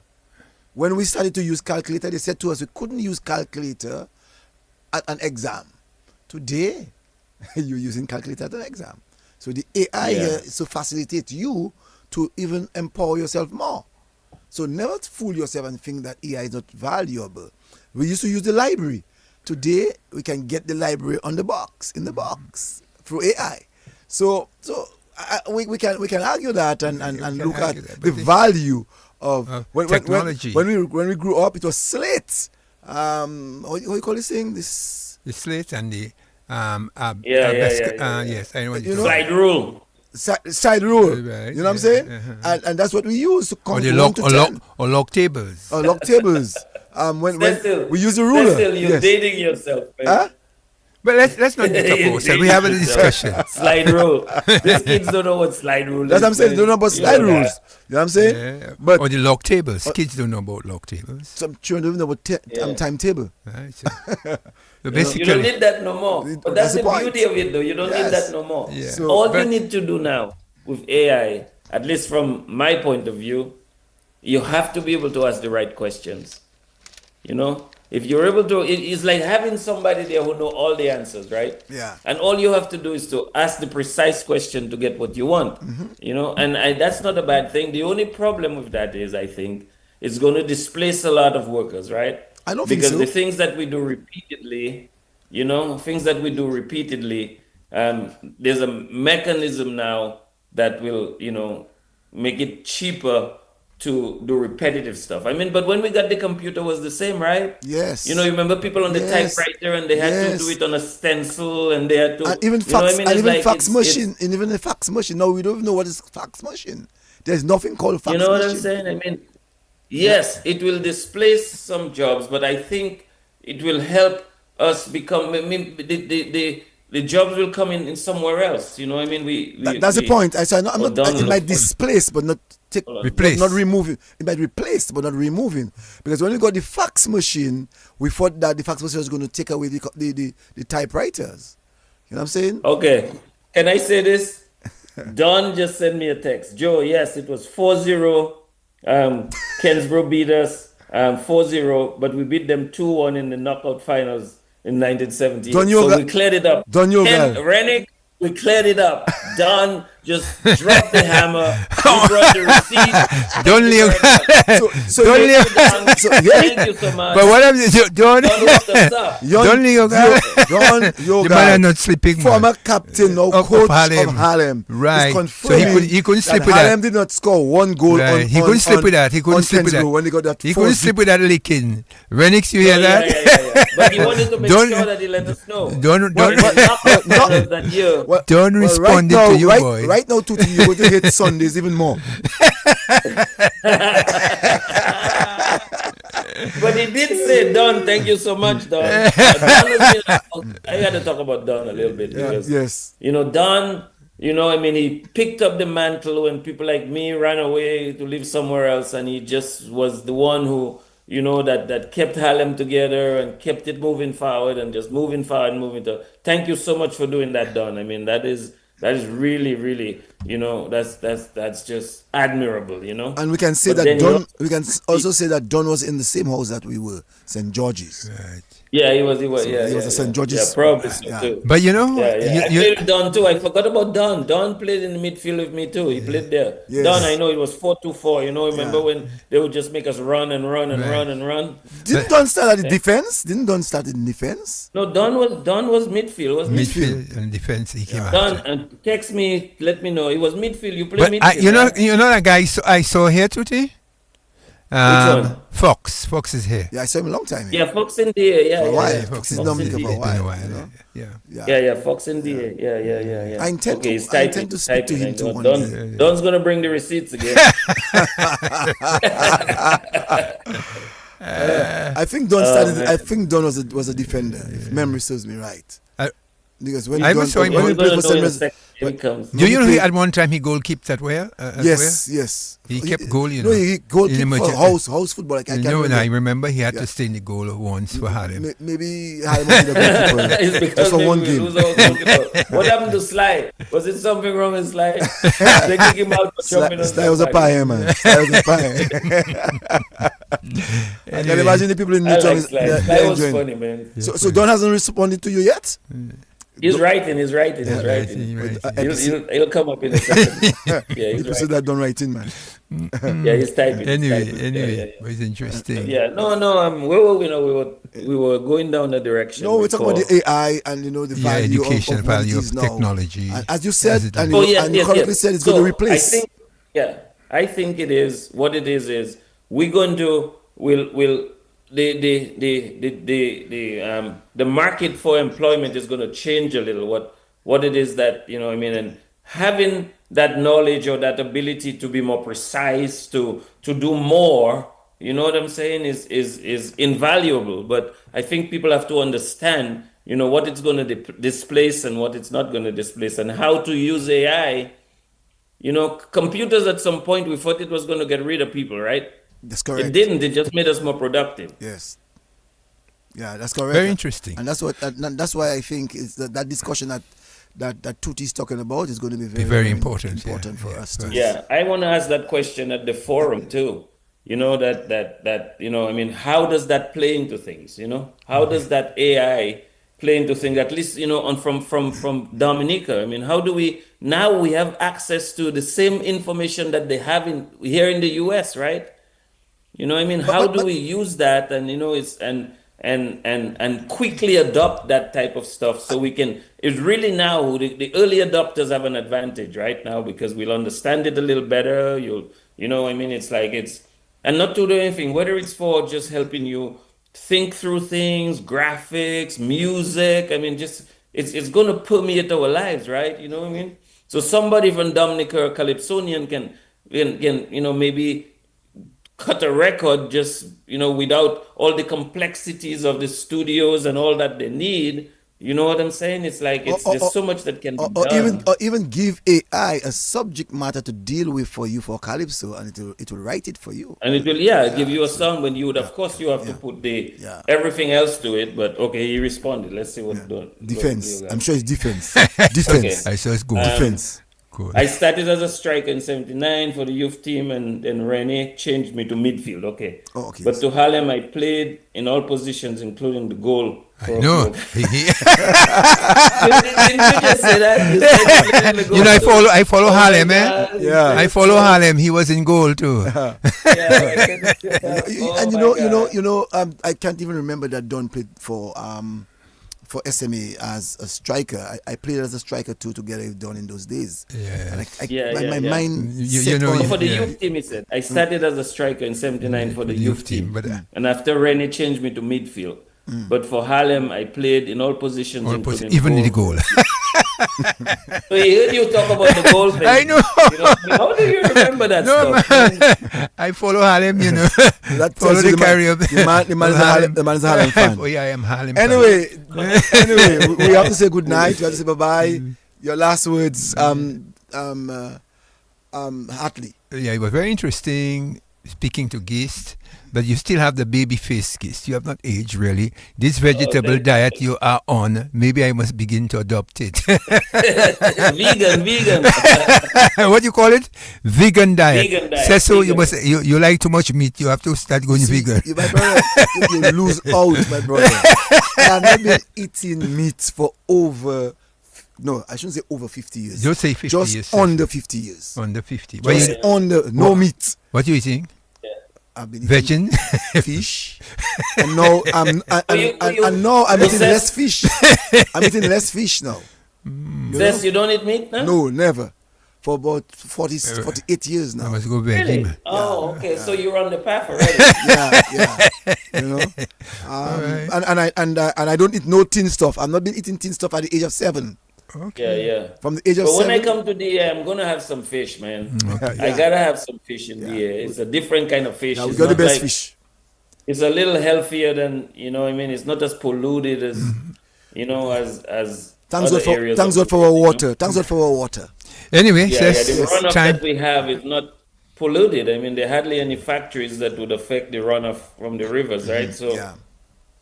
I think it's healthier. So I'm going to have some fish. I'm going to make an exception on the whole fish, head and everything. Eyes and everything. You just eat Yeah, fish. I hope that don't gross people out because it gross out my customers when why are they so, you know what I mean? Joe's gonna order a whole fish. Yeah, I am gonna order a whole fish. Joe, you know what I'm saying? Yeah. No, Anyway. Tutti, your But then last words. Your last I don't words? do it anymore because it's really full of mercury what they have here, you know, and it's farm raised and it's you know what I mean, it's just so many things wrong with it, you know. Your last So your Your last, last words. words? Your last words, Tutti. So thank you so much for that opportunity. I really, really, it was, you know, I for the first time I've been able to pour out my soul, you know, into, you know, my experiences and growing up, my parents, and you know, and going through SMA and the importance of doing that, and it's just been a great experience for me. Thank you so much for having me, Cecil, and you know, and I really truly appreciate that. And again, I want to encourage everyone, including all alumni, even if it says 74, 75. Yeah, we're hosting it because we've kind of stayed connected to each other, people in that era, but it's for all alumni. Just go to, again, I'll do like the politicians, go to our Facebook page. It's St. Mary's Academy Class of 1974-75 alumni. There's a program there. You can register there too also. And I mean, it's going to be fun. It's going to, and thank you again for your support. Thank you, Dominica. Love you guys.